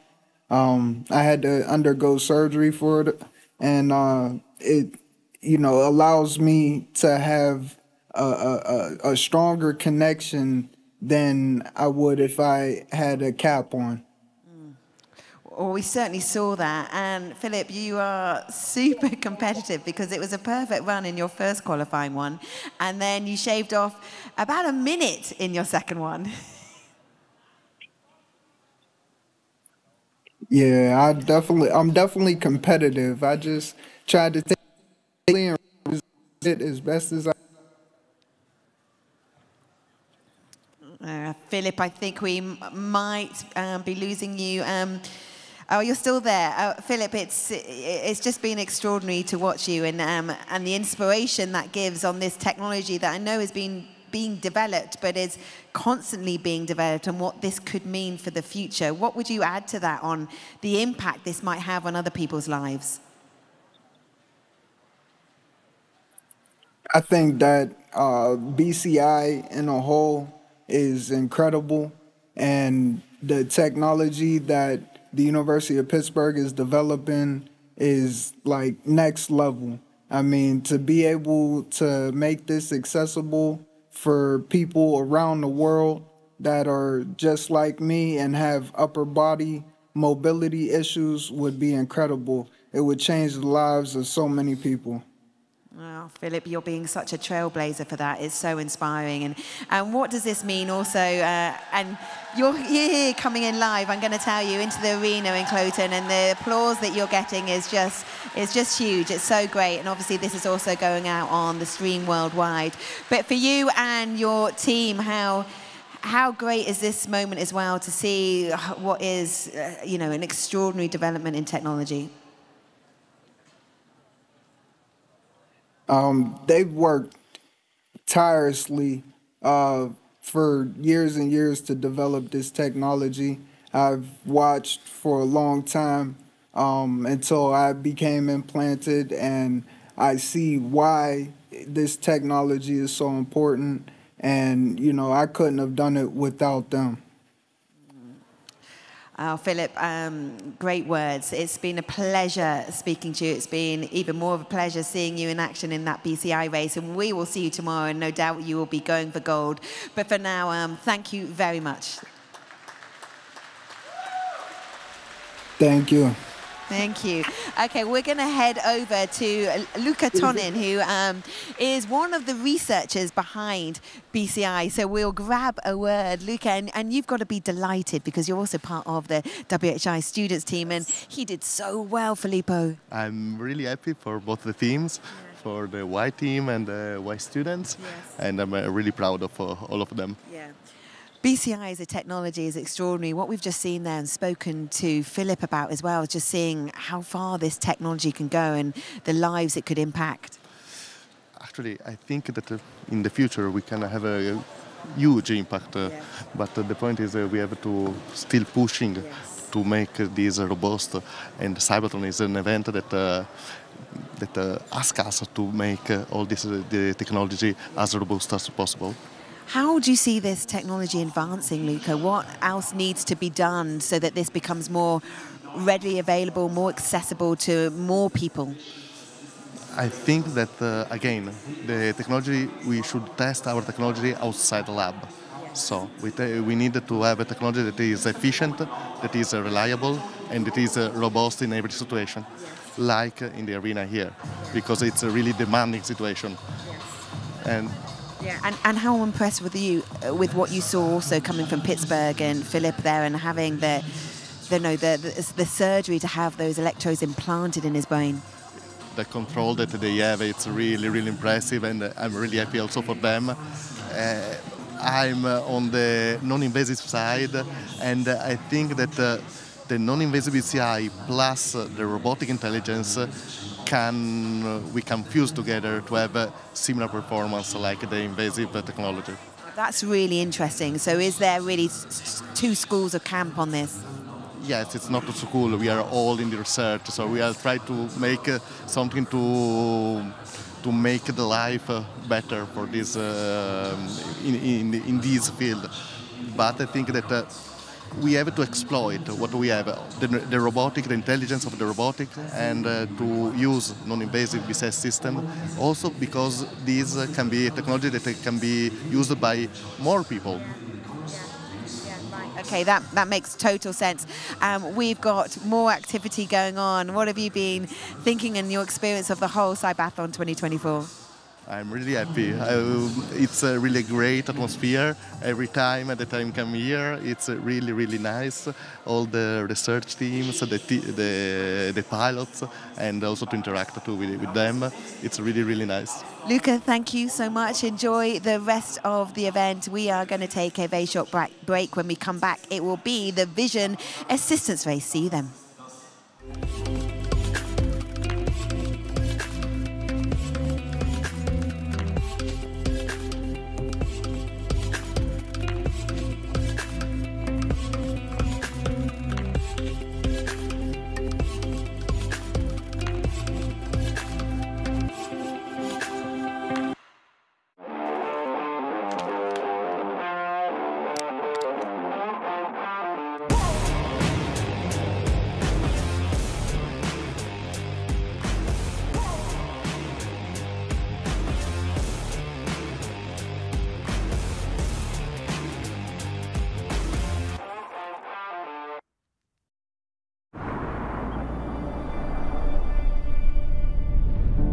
Mein Name ist Michel Fornasier und für mich hat die Zukunft längst begonnen.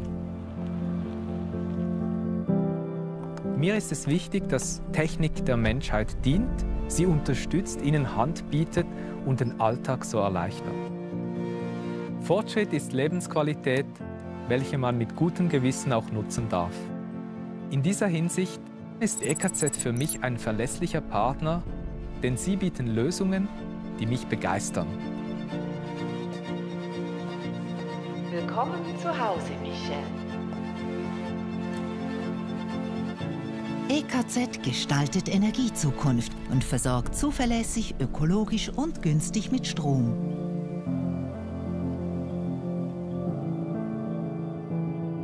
EKZ, stolzer Partner des CYBATHLON. So as you can see, we are now setting up the stage for the Vision Assistance Race, which we haven't had yet. So this is going to be the first time we see it in action. And again, it's going to be another extraordinary discipline, we are sure. But let's enjoy now the spotlight on one of the pilots that will be competing in this Vision Assistance Race. And she'll be competing for Team AI. Depuis toute petite, j'écoutais les documentaires animaliers, j'allais à des expositions de sciences. Enfin, j'ai toujours été passionnée par la biologie et je voulais vraiment continuer à faire de la biologie, mais je savais que ce serait très compliqué parce que c'est une discipline très visuelle. Mais je me disais que j'aurais des regrets si j'essayais pas de faire ce que j'aime, donc je me suis lancée dans des études de biologie. Moi, j'aimerais devenir chercheuse en biologie, enfin, obtenir un poste permanent dans la recherche. J'aime la recherche parce que j'aime résoudre une énigme, j'aime exprimer de la curiosité et répondre à une question de science. Je suis née très malvoyante, mais il me restait un petit peu de vision centrale. Donc j'ai vu les couleurs pendant quelques années et j'ai d'ailleurs commencé à écrire en noir. Mais en très gros, Et donc très rapidement, on m'a proposé de passer au braille. Et là, c'est progressivement que j'ai perdu tout mon reste de vision centrale. Donc moi, j'ai vraiment une grosse tache au milieu de mon champ visuel. J'ai pas de vision des couleurs ni des détails. Et par contre, il me reste un petit peu de vision périphérique, donc je peux percevoir le mouvement sur les côtés. Et d'ailleurs, quand j'essaye de voir quelque chose, en fait, je décale mes yeux sur le côté. Et je suis très éblouie par la lumière. Pendant mes études, c'est sûr, j'ai dû développer différentes stratégies pour compenser mon handicap et accéder à des cours très visuels. Ces stratégies, c'était parfois tout simplement d'avoir des animaux en plastique, des insectes en plastique pour pouvoir me les représenter. Des fois, c'était d'utiliser de la pâte à modeler, pour modéliser des embryons, des Lego pour modéliser des molécules. Donc, ça pouvait vraiment être des choses comme ça très concrètes, quoi. Il y avait aussi le fait d'aller voir les enseignants. Et effectivement, pendant la licence, en fait, petit à petit, j'ai constitué un groupe de travail avec différents élèves qui pouvaient avoir des difficultés. Et petit à petit, on a commencé à travailler ensemble et c'était vraiment des très beaux moments de partage. Avec un ami qui est astrophysicien déficient visuel, on développe un projet qui a pour but de faire une plateforme de formation aux sciences pour les déficients visuels. Il y a des choses qui étaient frustrantes pour moi quand j'étais petite. Ne pas pouvoir faire de vélo, ne pas pouvoir courir après un ballon, voilà, c'était assez frustrant pour moi. J'ai compensé ça en apprenant à aimer la lecture. Quand j'ai appris le braille, pour moi c'était trop bien, j'avais accès à des livres. Et je lisais énormément. Ça m'ouvrait à plein de mondes imaginaires dans lequel il n'y a pas de handicap. Voilà, quand il y a des dragons et des fées, on s'en fout du handicap. À propos du CYBATHLON, j'aime le fait que ça encourage l'innovation technologique au service des personnes en situation de handicap. Même si en soi, il y a certaines situations dans le cadre du CYBATHLON qui ne se rencontrent pas exactement telles quelles dans la vie réelle, ça donne des idées, ça encourage à innover dans ce domaine. Et j'aime aussi le fait que ça sensibilise énormément de monde au handicap. Moi, personnellement, je suis assez compétitive. Et donc, je dirais que mon défi personnel, c'est de rester concentrée, de ne pas vouloir aller trop vite pour faire les choses au mieux. Elle s'entraînait beaucoup pour une compétition. Elle mettait assez la pression, mais voilà, je sais qu'elle va gérer et elle est incroyable, Salomé. You'll be able to see Salome competing very shortly. For the Vision Assistance race, Bex has a new expert with her. Welcome, Julia Amos. Hey, there we go. Julia is alongside me. Yes, Abby, thank you. We saw that wonderful video there.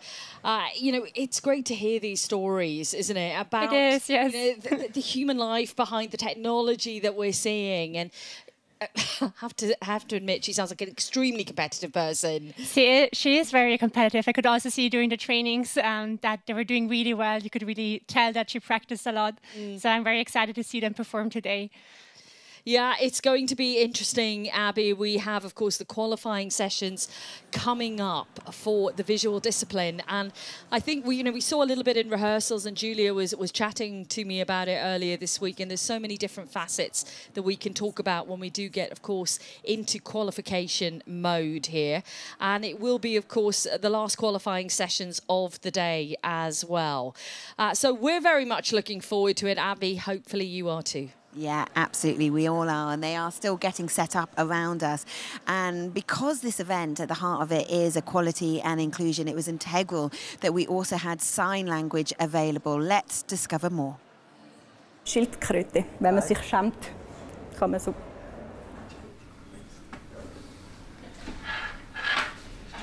The two students in class, they practice using a role play. Ich finde es faszinierend, dass es halt eine visuelle Sprache ist. Quasi eine dreidimensionale Sprache. Es ist eine andere Form von Kommunikation und trotzdem ist es eine Sprache wie andere auch. Es gibt eigene Stil, es gibt Kunst in Gebärdensprache und so weiter. Also es ist alles möglich, einfach anders und das ist einfach extrem interessant. Künstler, die müssen ja dann auch in die drei verschiedenen. Since they started studying to become a sign language interpreter, a lot has changed in their lives. Also ich will schon sagen, dass es sehr meinen Alltag bestimmt, dass ich auch daheim interessiert bin an Sendungen, die auf Gebärdensprache übersetzt werden, dass ich Sendungen anschaue, dass ich Veranstaltungen besuche, also auch im freiwilligen Rahmen, im privaten Rahmen gehe ich schauen, was läuft, was bewegt Gehörlose, also dass man auch in der Kultur halt wirklich mit dabei ist. Ich merke, seit ich angefangen habe zu studieren, höre ich den Leuten zu und versuche immer mehr so, was ist eigentlich deine Kernaussage, so rauszufiltern. Also ich habe das Gefühl, ich kommuniziere besser, weil ich versuche, Kernbotschaften vorher zu verstehen, bevor ich etwas sage. Ich merke aber auch, dass es auch immer wieder mal viel Blabla gibt. Das ist normal, so sind wir Menschen, dass wir Sachen sagen ohne Inhalt, oder? Reden aber doch nichts gesagt. Aufmerksamkeit gebracht, das muss man sagen. Ja, das stimmt, ja. Aber ich glaube, die günstiger wären. Sign language is very diverse and demanding. Es gibt verschiedene Dialekte, die einen verwenden verschiedene Wörter und so weiter. Also Sprache ist Kultur, ist Identität und das ist in der Gebärdensprache nicht anders. Die unterschiedlichen Charaktere können zu verstehen und zu übersetzen, das ist eine Herausforderung. Kinder und gehörlose Kinder in Kontakt kommen. Wenn wir jetzt ein bisschen mehr rein. Ich will das machen. Ich will am liebsten jetzt schon rausgehen, arbeiten. Und ja, das Herzblut ist da. Also, dass ich weiss, hey, in einem Jahr bin ich Gebärdensprachdolmetscherin, mit dem kann ich mich identifizieren. In unserer Klasse hat niemand familiären Hintergrund. Wir sind alle da, weil wir das einen faszinierenden Job finden, eine faszinierende Sprache. Und ja, das ist unser Traumberuf. Lecturer Michelle Berger has been fighting for more inclusion for deaf people for years. Covid hat sehr viel ausgelöst, wo auch Gebärdensprache und Verdolmetschung im Fernsehen auf dem SRF 1 zu sehen waren. Und das hat sehr viel Aufmerksamkeit bewirkt. Und die Leute sind ein bisschen bewusster geworden. Und das hat schon sicher einen Schub gegeben. Aber wir sind noch lange nicht dort, wo wir müssten sein. Ich würde mir wünschen, dass mehr Menschen verstehen würden, wie wichtig es ist, zu verstehen und zu verstanden werden.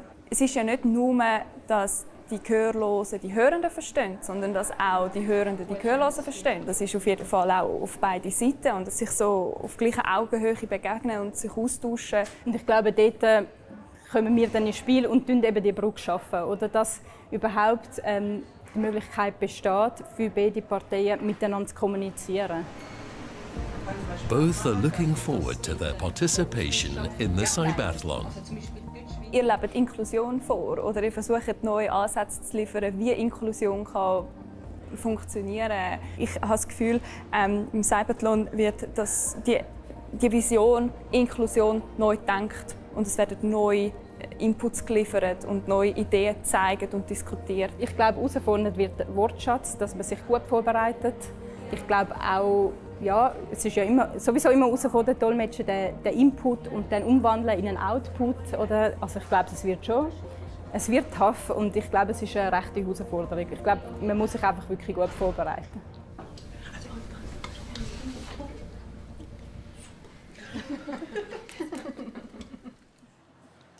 They do such a wonderful job and long hours too, but so important for inclusion here at CYBATHLON. The last discipline of day 2 of CYBATHLON 2024 is the Vision Assistance Race. So let's find out what we can expect in this.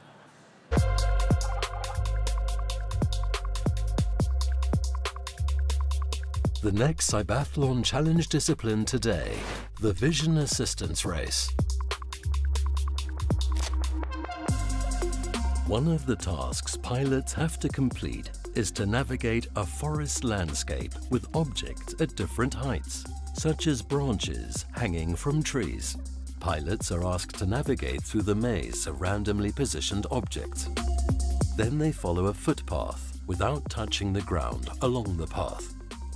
Again, the course runs in various directions. Pilots have no knowledge about the route in advance.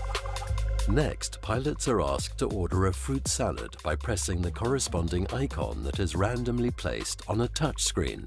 They must not touch any of the other icons. And then pilots are required to identify empty seats, as they would be required to on a train or when visiting a theatre. Once they have found free seats, they indicate their choice by removing the corresponding small blocks. Pilots earn 10 points for each task. Whoever completes the most tasks in the fastest time wins the race. The time limit in this race is 8 minutes. So that is the explainer, and to talk you through the action, Bex and Julia. Thank you very much, Abby. Better move off that track. Let's get ready. We're about to get going. Julia, what are we expecting to see from these qualifying sessions? I think we are expecting to see a lot of really diverse tasks. A lot of them are about navigation, but there are a few other ones that are about handling really fine motions.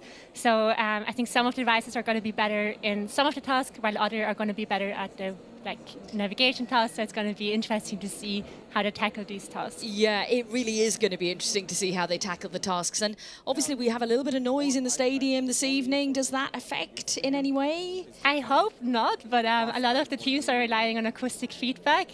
So it could be that with the nervosity, because they're also quite nervous, and the noise, they might be a bit distracted.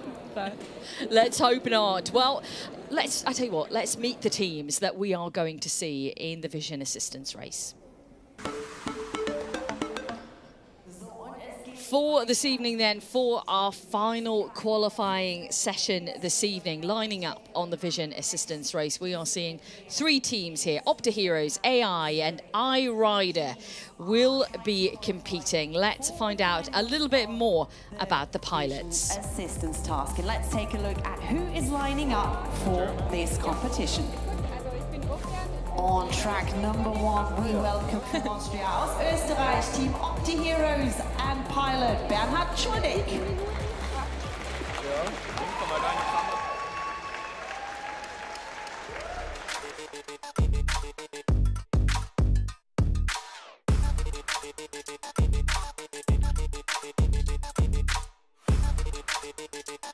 Mein Name ist Bernhard Schuldig. Ich habe eben als erster Blinder in Mitteleuropa ein Chemiestudium erfolgreich abgeschlossen. Mit Bernhard haben wir jemanden, der sehr, sehr motiviert ist und sich immer wieder Zeit nimmt, Tests durchzuführen, was auch nicht unbedingt wenig Aufwand ist. Insofern sind wir recht glücklich.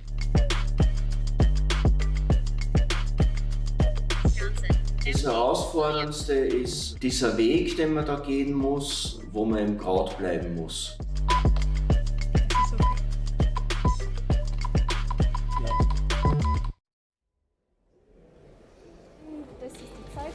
And we welcome on track number 2 from France. That is Team AI and pilot Salomé Nashit. Ok, bah vas-y, on lance le système, on attend encore un peu.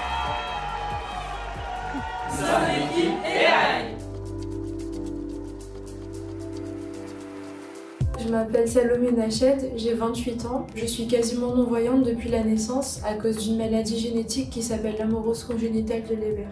Pour moi, c'est une très belle initiative de sensibiliser beaucoup de personnes au handicap visuel. C'est aussi l'occasion d'encourager les avancées technologiques qui permettent de créer des dispositifs d'assistance pour nous aider au quotidien. Mes thématiques de recherche adressent la substitution sensorielle et l'augmentation sensorielle, plus spécifiquement en utilisant le vecteur haptique, c'est-à-dire le sens du toucher, afin de véhiculer des informations complexes. Les entraînements se passent très bien et sont source de beaucoup de plaisir. 1, 2, 3, et allez! And completing this first qualification on track number 2, we welcome from Hungary, Team iRider and pilot Peter Soljok.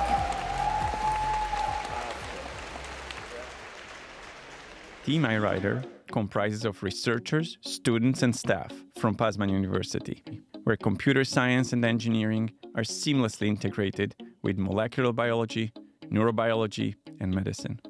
The mobile app that our solution is based on is called Let's See, which we have been working on for quite some time, and we made it available for visually impaired users worldwide, enhancing various aspects of their daily lives.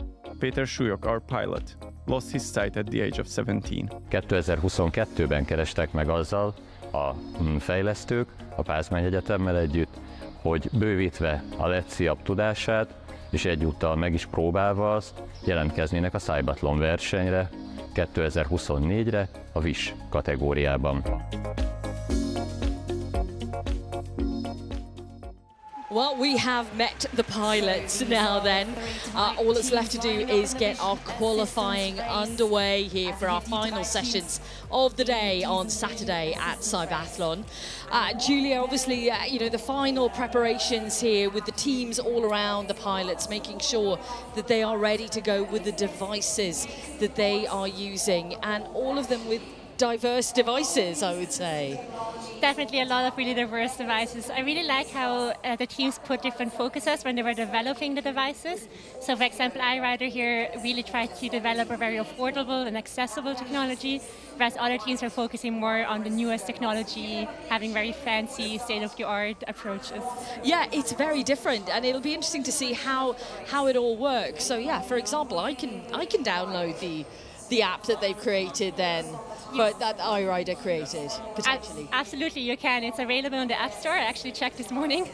And I think it's very nice, and it's really in the spirit of CYBATHLON to make technology and also innovation accessible for everyone. Absolutely.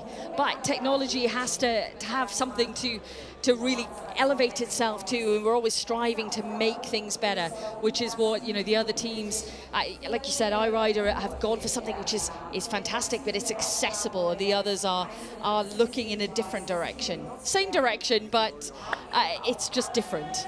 Yeah, I think here it's also worth noticing, like saying that it's very new technologies, and I think a lot of them are still very much in development, but I'm sure that in the future they will contribute to the life of the visually impaired people. Let's hope so. That, you know, that's exciting. Developing technology is exciting to see, and this is the perfect platform to try it out, to show it off, to see if it is going to be effective out on the track. There is quite the atmosphere in here this evening, I have to say.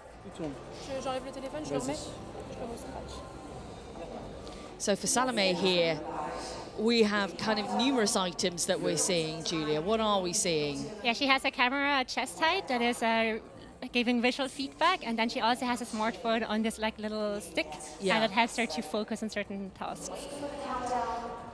We await then the countdown to begin here for the qualifying session to get underway. 1 minute, just over a minute left to go before we start. I can see that all the pilots are very nervous. I'm looking forward to the starting call. Have you managed to catch up with them today, Julia? I did, yes. I think I was in quite a lot of contact with all of them, so I'm a little bit emotionally attached to all the teams. Of course so you are. Well. You're very invested in these projects. You've been, you know, working for a long time with these people, these teams, these pilots, and yeah, it's okay if you want to get emotional here. This is the place for it. Don't feel fear of that at all. We definitely want to see the emotion. Okay, it's not long before the start. We can feel the build-up. Less than 30 seconds to go now before we are underway with the Vision Assistance Race. A reminder that we have a time limit of 8 minutes here to complete 10 tasks. And the stadium just being shushed a little so that the pilots can retain their focus. 10 seconds to go. And it's Bernard we see first. 3, 2, 1, go! Okay, talk to us about this first task then, Julia. Here in this first task, they're asked to set the table. So they need to bring this tray to the other side and then put the plate and the spoon that you see on the tray in the right position. And then the third part of the task is to actually fill an empty glass with liquid. And the big challenge here is that bowl is not empty. There is something in the bowl. Yeah, it's really not empty, so they need to keep the tray horizontally. And that's also a very challenging thing to do. And here you can see the empty glass. It needs to be filled afterwards up to a certain mark. So Bernard doing really well here, just to put the tray down really delicately. And I think here very it's composed.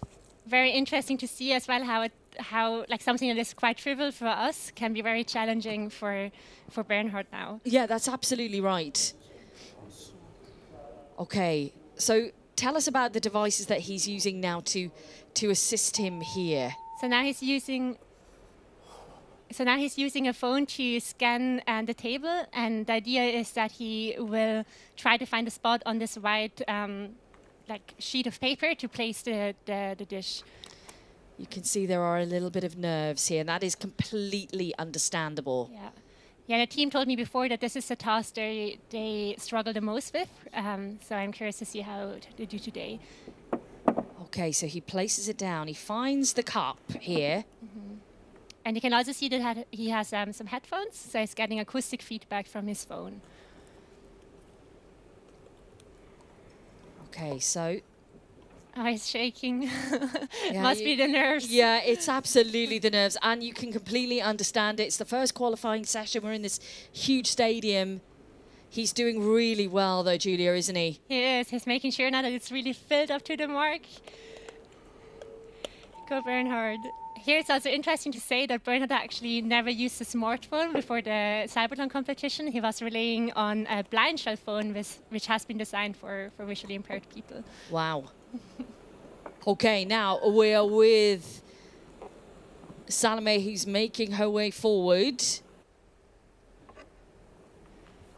And Peter. So first task for Peter. Peter has practiced this task a lot, and I think you can tell. He's very fast. So he hasn't taken the tray, he's just taken the dish. Yeah, they don't have to take the tray. And then he's just... Yeah, so he is completely relying on himself, so he doesn't use any technology here. And I think it's very impressive how he can listen to the glass being filled and knows exactly when it's completely full. Yeah, that is definitely well done there from Peter, the iRider team here. And Bernard just moving forward to his next task.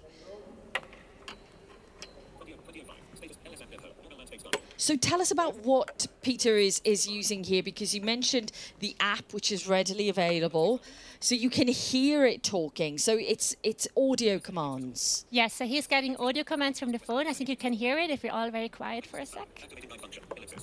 So I think you can hear the acoustic feedback. And then he's also relying on a traditional white cane, so just a standard white cane to orient himself in the task space. And now here he has to select the right name out of this panel.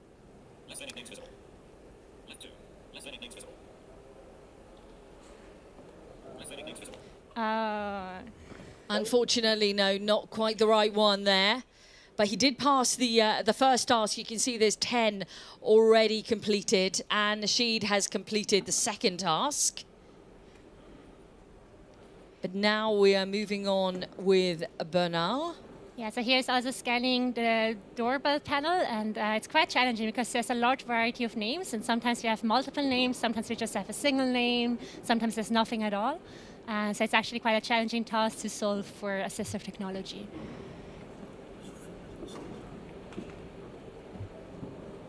And this is actually a very useful task for the pilots as well, because it's something they encounter very often in their everyday life. For example, if you go to the doctor or if you visit a new friend. Okay, we're on to a different task now. Tell us what's going on here then. So here Salome needs to scan this tea bag label and then find the correct product in the shelf. And it should kind of mimic a situation where the people go grocery shopping, which is usually a very time-consuming task. And you can also see that all these labels are very similar, which makes it challenging to identify the right one. And I think the biggest challenge often is also that the product itself is not directly written. It is written on the label, but there's also a lot of other information, like for example, the ingredients or the branding. So that makes it hard to actually find what you need to find. To decipher what you need to find, absolutely. So with her, the technology that she's using now, you could see that she'd scanned whatever it was with the tablet, with the phone, and now how is that transmitting into telling her what to find? Yeah, so you can see that she has a backpack, and in the backpack there's a processing unit that processes the information that she gets from the cameras. And then she gets acoustic feedback to what specific label she's looking for. Okay, and she prepares herself for her next task. We're on 10 points here. So I think here the camera is scanning the environment and trying to create kind of like a virtual map of the environment so she can navigate the space. Pass. And she has passed that previous task, and that is 20 points now. Very good. For Team AI, as we move back to iRider. Yes. So here Peter is needs to find a specific object on the ground. And this kind of mimics a situation in your everyday life where you maybe misplace an object. So usually people with a visual impairment try to keep their living space very tidy, but sometimes that's just not possible. And here we try to enforce the teams to develop a technology that enables you to find objects. Okay, so he's bending down here. We kind of had a look at the training sessions earlier in this week when they were having a look at these tasks. See if we can listen in. He already has it. He already got it. He's too fast for us. Okay, so Peter will move on.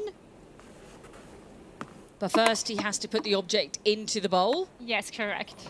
But he's doing a really good job at this too.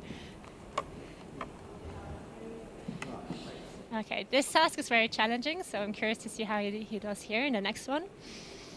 So you can see with two of our pilots, they're just wearing socks, no shoes. What difference does that make? There are. I think it's easier for the pilots to feel the starting and finishing lines because they need to be able to orient themselves on the task space, right? And also here, for example, you can see that it's easier for him to feel where he needs to start. So this is the reason for it. Okay, so this one then is the footpath, yes? Yes, correct. So here they need to navigate this path, so they're not then allowed to like touch the ground around the path, and they're not allowed to use a standard Y cane. And we can hear some acoustic feedback from the smartphone.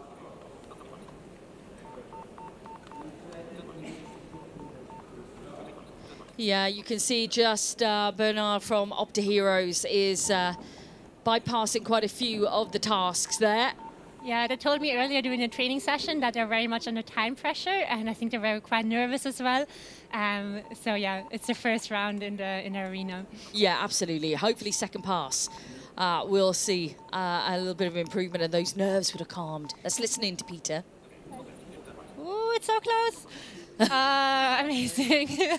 That was so close. My heart was He's done such a good job here because that is really complex. It is very as a challenge, Julia.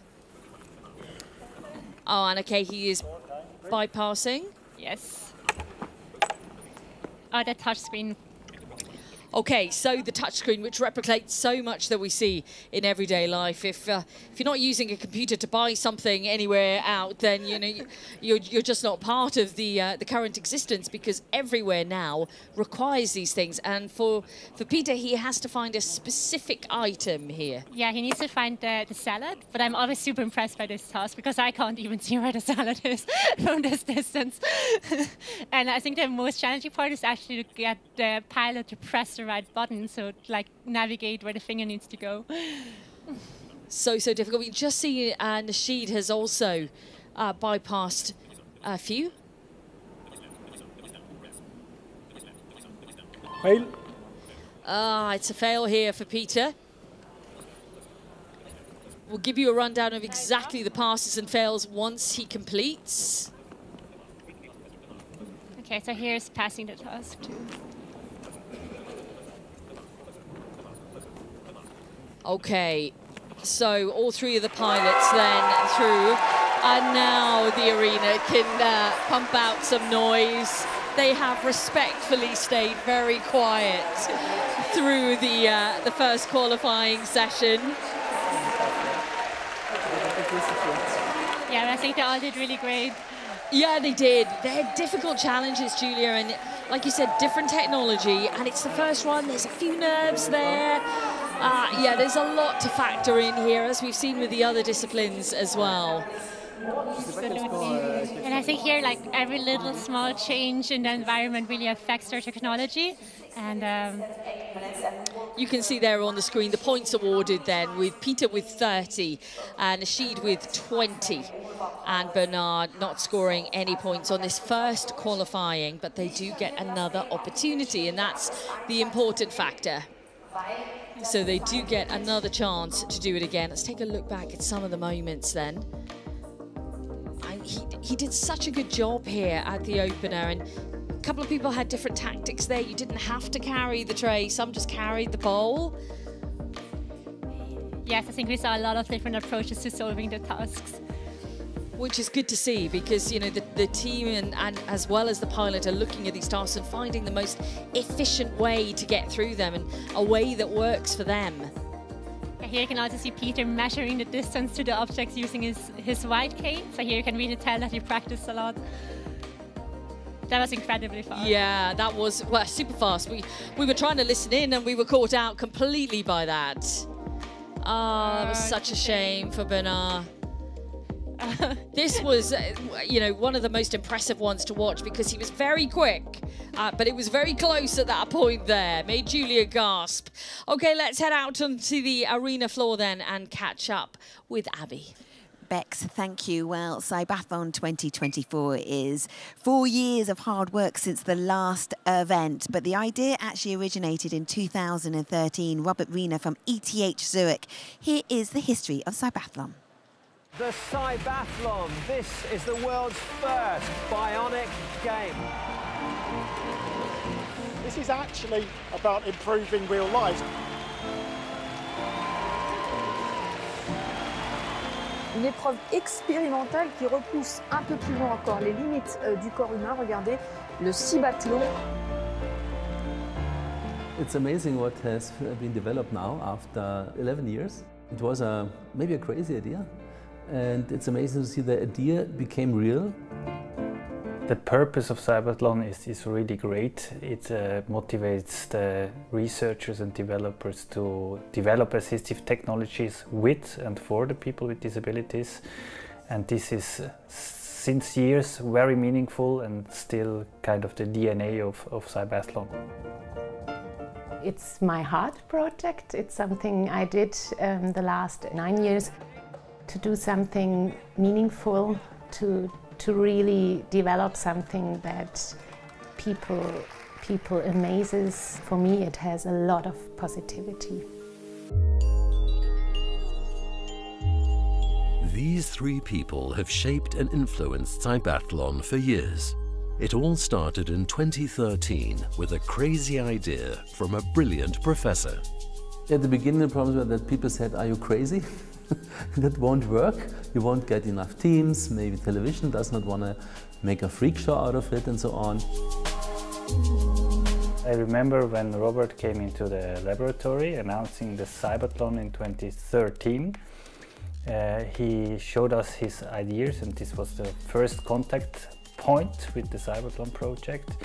So yeah, at that time it was a bit weird, let's say, a weird new idea of our professor.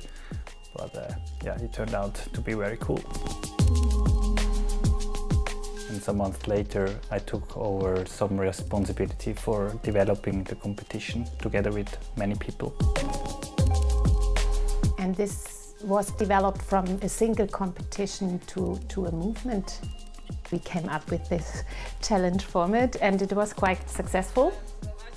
We initiated a school project in Switzerland, and we developed in the last 8 years a huge platform for people with disabilities, for society, and for researchers and developers.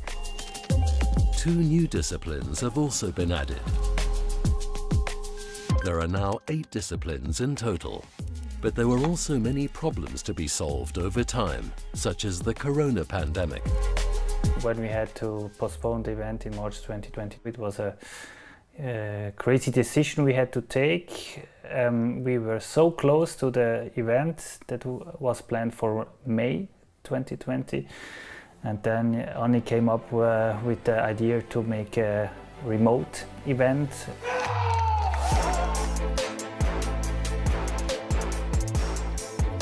Welcome everyone to CYBATHLON 2020 Global Edition. Because of the pandemic worldwide, the teams could not come here. 2020 we were forced to hold the CYBATHLON in a closed environment with everything broadcasted to the remote hubs all over the world. We did not really want to do it because we wanted to have the celebration in the stadium, but we had to do it. And now we are very happy that we did it like this. For us was really a great race. Yeah, it was going extremely well. Yes, I'm glad about it, and for me and for the whole team. It was a great effort from Roland Siegrist and Annie Kern and the entire team to make it happen like this. And now we benefit from it because now we can organize a hybrid event where we have teams in the stadium, which are important for the live atmosphere, but also other teams who are not able to travel because maybe they don't have enough money or their pilots are too much handicapped. So now we can connect them with our remote broadcasting structure, and this is also a way of inclusion. Mihic for Croatia, Nishka and Fossati of Sweden and Italy are already away, working their way through all of the challenge. I hope that it will be the same atmosphere like in 2016. It was such a great, positive and emotional atmosphere. I always say it was, for me, a once-in-a-lifetime experience, and maybe it's, how do you say it in English, a twice-in-a-lifetime experience.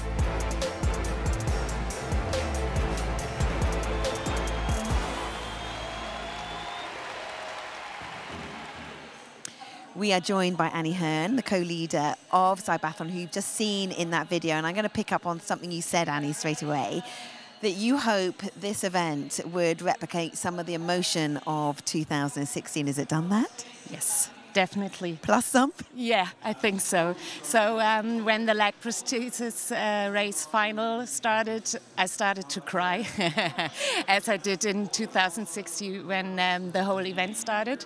So I was standing there crying and I thought, yes, that's twice in a lifetime experience. Well, you and me both. I have to say that I've never actually cried on live television. It was the first, and I just choked up in the arm prosthesis race. And it is so emotional. It's so impactful. It's so full of purpose and spirit. And then sometimes something just like pierces your heart, and it's incredible. So I understand the feeling. I can relate to it immensely. We spoke at the beginning, just before anything kicked off here yesterday morning, and you were saying, oh gosh, this is overwhelming, so much preparation. How are you feeling now, nearing the end of day 2?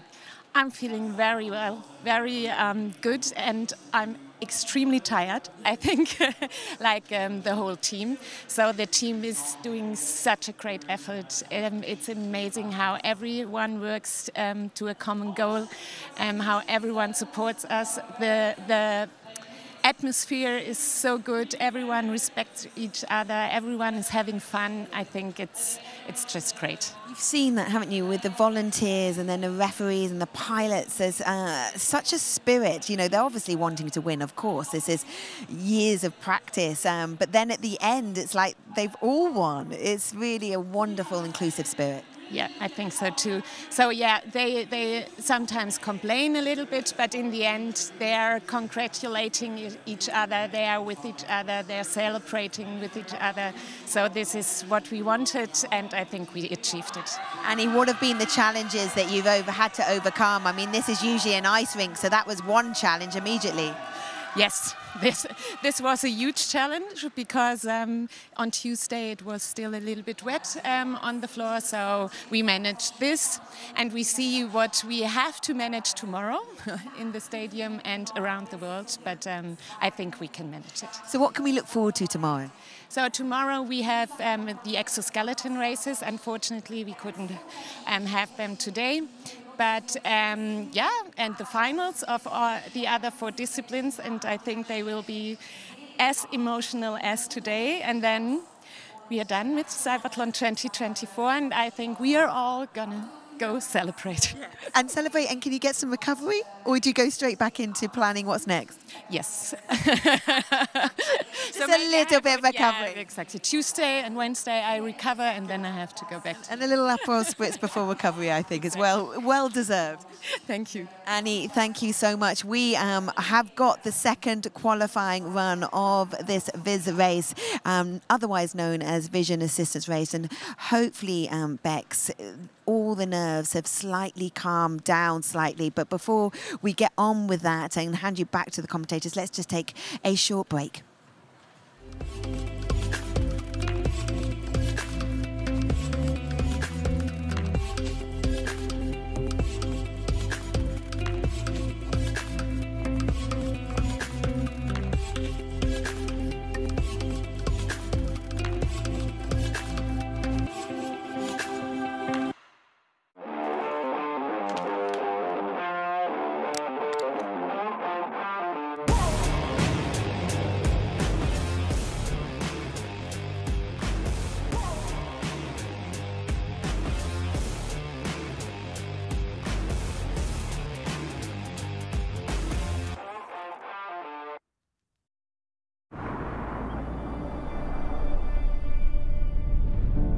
Mein Name ist Michel Fornasier und für mich hat die Zukunft längst begonnen. Mir ist es wichtig, dass Technik der Menschheit dient, sie unterstützt, ihnen Hand bietet und den Alltag so erleichtert. Fortschritt ist Lebensqualität, welche man mit gutem Gewissen auch nutzen darf. In dieser Hinsicht ist EKZ für mich ein verlässlicher Partner, denn sie bieten Lösungen, die mich begeistern. Willkommen zu Hause, Michel. EKZ gestaltet Energiezukunft und versorgt zuverlässig, ökologisch und günstig mit Strom.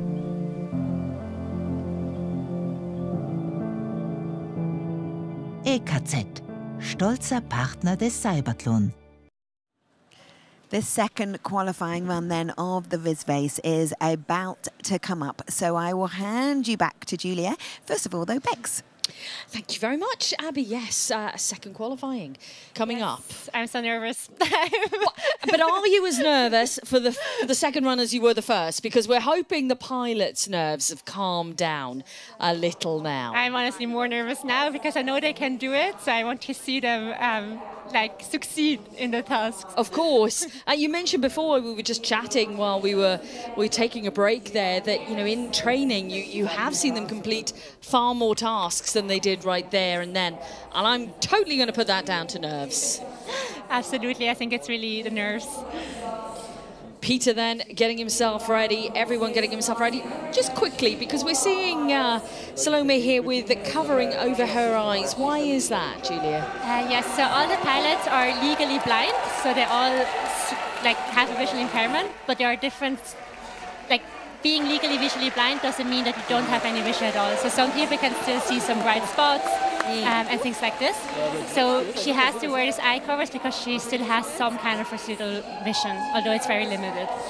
Okay, that clears that up. Okay, Bernard. He is going to be the first to go. We've got about 2 minutes until we're underway with our final qualifying session here. And we're just going through the riders again, who we have in place. And a reminder, we have 3 teams here who are competing: Opta Heroes, AI and iRider.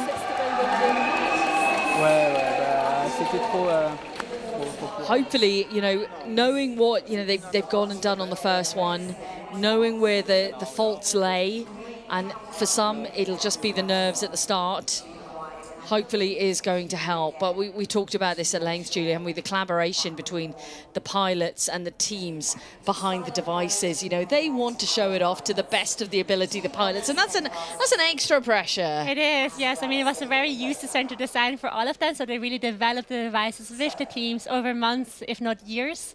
So there is a lot of pressure on the pilots. 50 seconds to go then before we get underway with the second qualifying session for the Vision Assistance race. And the quiet falls across the Swiss arena here to make sure that they have full attention on what they're doing. There's no distractions. Yeah, we can really feel the tension in the air. Yeah, do you know what? It actually, without the sound, it does actually ramp up the tension just a little. You can see the countdown clock then. 20 seconds ready now to go for Opta Heroes. And it is Bernard who is going to be first to tackle the 10 disciplines in front of him. A reminder that 8 minutes is the time limit. 5, 4, 3, 2, 1, go. That's fail. So I think here they strategically skip this task. Okay. Because they only have 8 minutes, like you emphasized before, and they need to choose which tasks they want to do in these 8 minutes. Okay, so we move on to the doorbell challenge then. Yes, so here you can see this little white card on the table. The card indicates the name he has to look for in the doorbell.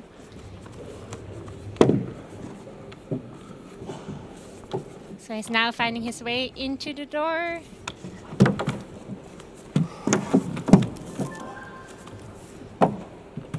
And up he goes. Okay, and now then he has to find that corresponding name. He does, yes. So you can see that he's taking his smartphone.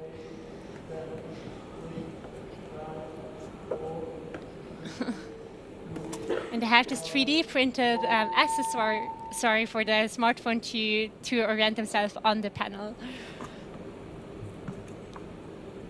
Okay, let's see if he'll be able to effectively find what he is looking for here. This is the second task he's moved on to. He's bypassed the first.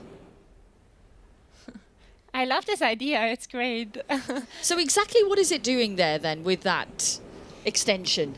So I think it just helps him to actually find where the names are written, because for him it's probably difficult to find locations where the names are, and this just helps him to focus on the right spots in the panel.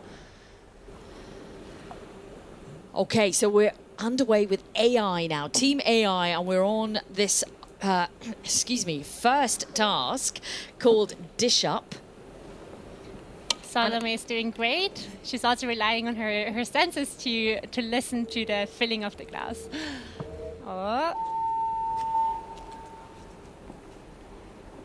I think she's getting prepared for the second task already. And we're just waiting for the green flag to be held aloft because it looks like she has completed the task, but she does need to cross that line before we see the points awarded. And she's starting to move. And Peter also underway. She's asking for help. That's... Oh, it's... There is something wrong here. This is disappointing. I'm not quite sure what happened. Je sais pas. Il s'allume, mais the casque, the audio casque, the Bluetooth had a problem. Oh, that's a shame. That is a real shame because she did so well on that task. She did. She was very fast as well. But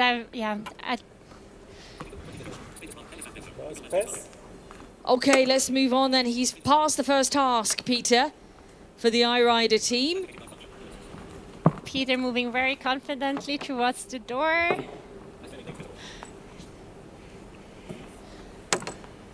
Okay, and using then his app to be able to identify what he's trying to find here. So he's trying to position the phone to have the best possible view of the panel.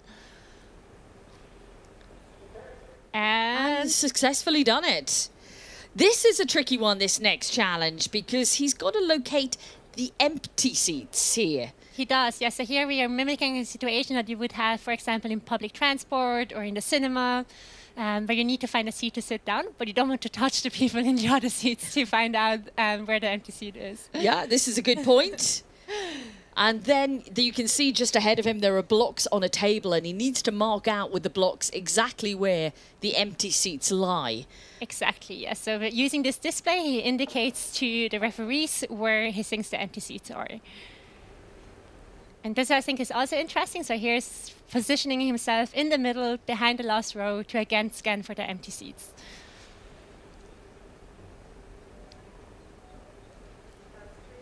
Taking his time here, making sure he's going to get it right. And he moves. Let's see if he does get it right. Yeah, that's pretty confident. And that is 30 points, apologies, now for iRider team. Okay, let's go back to Bernard. So I think here it's again the nerves. Yeah, like you said, he did so well earlier on. He did, yes. And I also really love how innovative their device is. So you can see all these little tiny cameras on the rolling cane. Oh, such difficult sights to see here on the track. Yeah, this breaks my heart. I don't know. Yeah, Salome and Rashid here just being hugged by the team.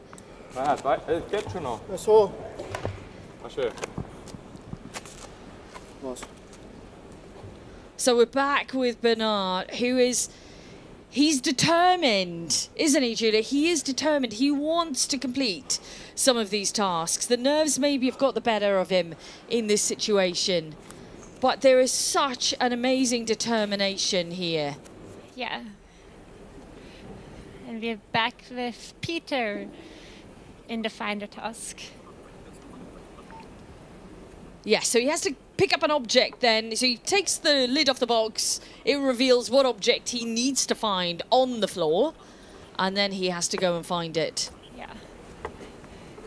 Yeah, and what I really love about their technology and the way that Peter solves his task is that he really relies on his skills. Like, you can really tell it's a combination of the app and Peter together that make it successful.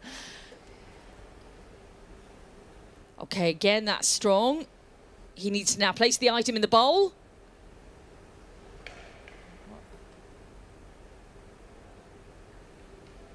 Which he does. Oh.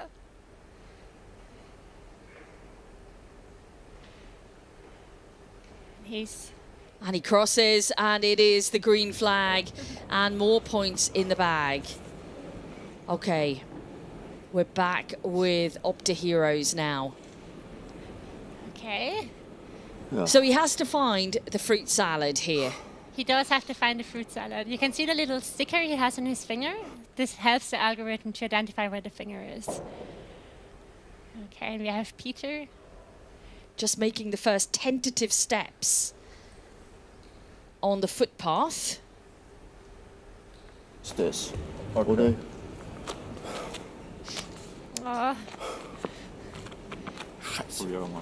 Oh, he doesn't seem happy. No, you can really sense the frustration here. Det var aufhören. Ja, was soll man denn sonst jetzt noch? Okay. Ja. Passt schon. Das Scheiße. Passt schon, alles gut. Nein, es ist nicht gut. That's such a shame to see, because as you mentioned, you know, in training it had gone a lot better, but unfortunately under a little bit more high pressure here in qualifying, it just hasn't gone the way he wanted it to. But I love how supportive the teams are. They're really trying to cheer him up, trying to make the best out of the situation. Of course. Okay, we move on. We pass this task. And that's the beauty of the team spirit. You know, they're all in it together. Absolutely. So this task is very challenging, as you saw before. Curious to see how they do.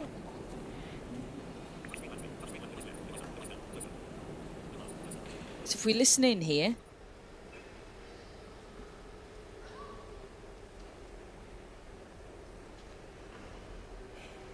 I think he's still positioning the iPhone.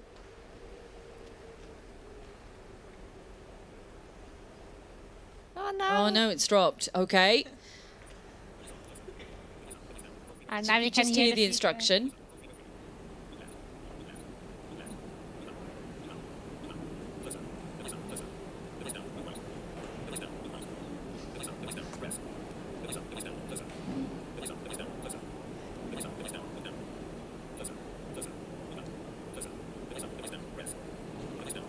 Correct. Hey, correct. He's done it. Right, it's so impressive, isn't it? I mean, the items are so small. Very, very small, and he was so patient there. That is the last task failed, but it is 60 points accumulated for Peter Soyuk and Team iRider. So he should go through to the final. Yes, he should. And now we can hear the crowd and our Salome disappointed. You know, we have two differing reasons there. For Bernard, he became a little bit overcome with nerves. For Salome, she completed that first task, but for some reason or other, there was a bit of a disconnect with the device. Yeah. But I think, I think here you can really feel the competitive spirit, but I think she still did a great job. Yeah, she did. And we'll see, maybe it's even enough for the finals. Yeah, let's see how it all pans out then. But that is our final qualifying session of the day here.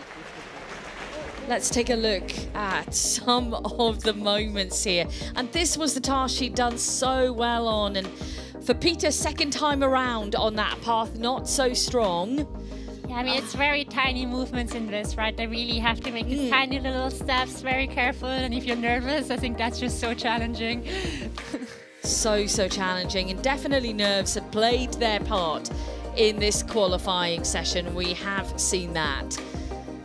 But also calmness and composure. We've seen a great result for Peter here, and the highs and the lows of competition shown right in front of you. Peter is also a stand-up comedian, so I think he's maybe used to perform as well. Exactly, you know, he gets up on stage, he's used to a crowd very much. So Peter taking the maximum points of 60, and then Nasheed on 20, and Bernard there not scoring any points on the qualifying run. Let's cross out to Abby. Bex and Julia, thank you. We are joined by Peter and Peter's two teammates. We've got Victor and we've got Christoph. And we just want to say, first of all, a huge congratulations, because that is a very, very difficult challenge. Yes, indeed. It is not only difficult, but also challenging and stressful.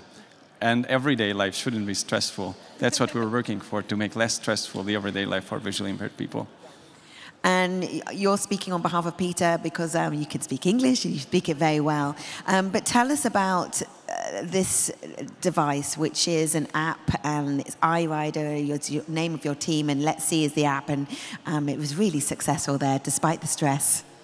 Yeah, this is an app that we started developing years ago, even before we learned about CYBATHLON. But this really gave a huge boost to the development. We got inspiration to develop this app more than 10 years ago, actually from my late PhD supervisor, Tomáš Roška, gave us an inspiration to develop technologies for the, visually impaired people and for all disabilities. And we are very proud to actually have 3 teams at CYBATHLON, at this CYBATHLON from our university. That is really quite something, and you talk about pride and the importance of pride, and it's a visceral feeling inside this arena. It's just incredible. But how proud of you are you of Peter as well? Because under this kind of pressure, it's quite something what he achieved. Yes, indeed, a very large part rests on his shoulders. And when you have to deliver on the track, it's only upon him. We can prepare in advance and try to provide a technology. And well, all the colleagues and the whole team worked through late hours, but it is only on him this time.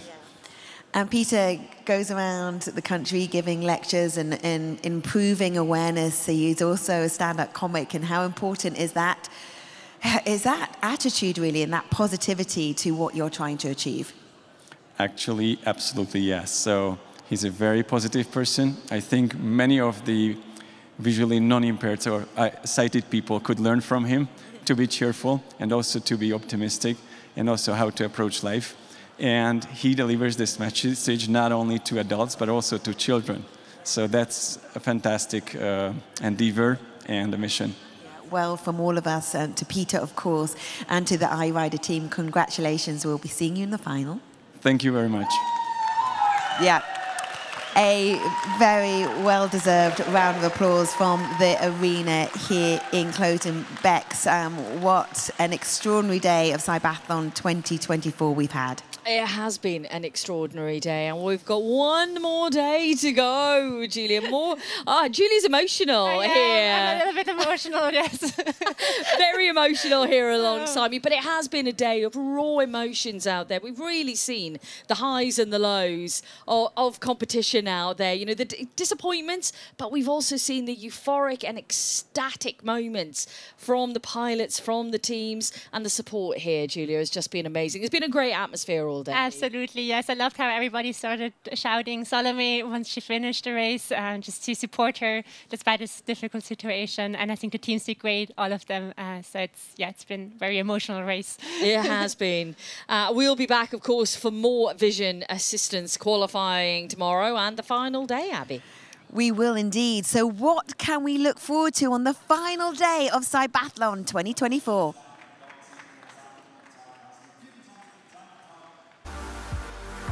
Starting the day strong with impressive robotic exoskeletons mastering the challenges of the race. They're followed by the vision assistance race, where the pilots overcome everyday challenges.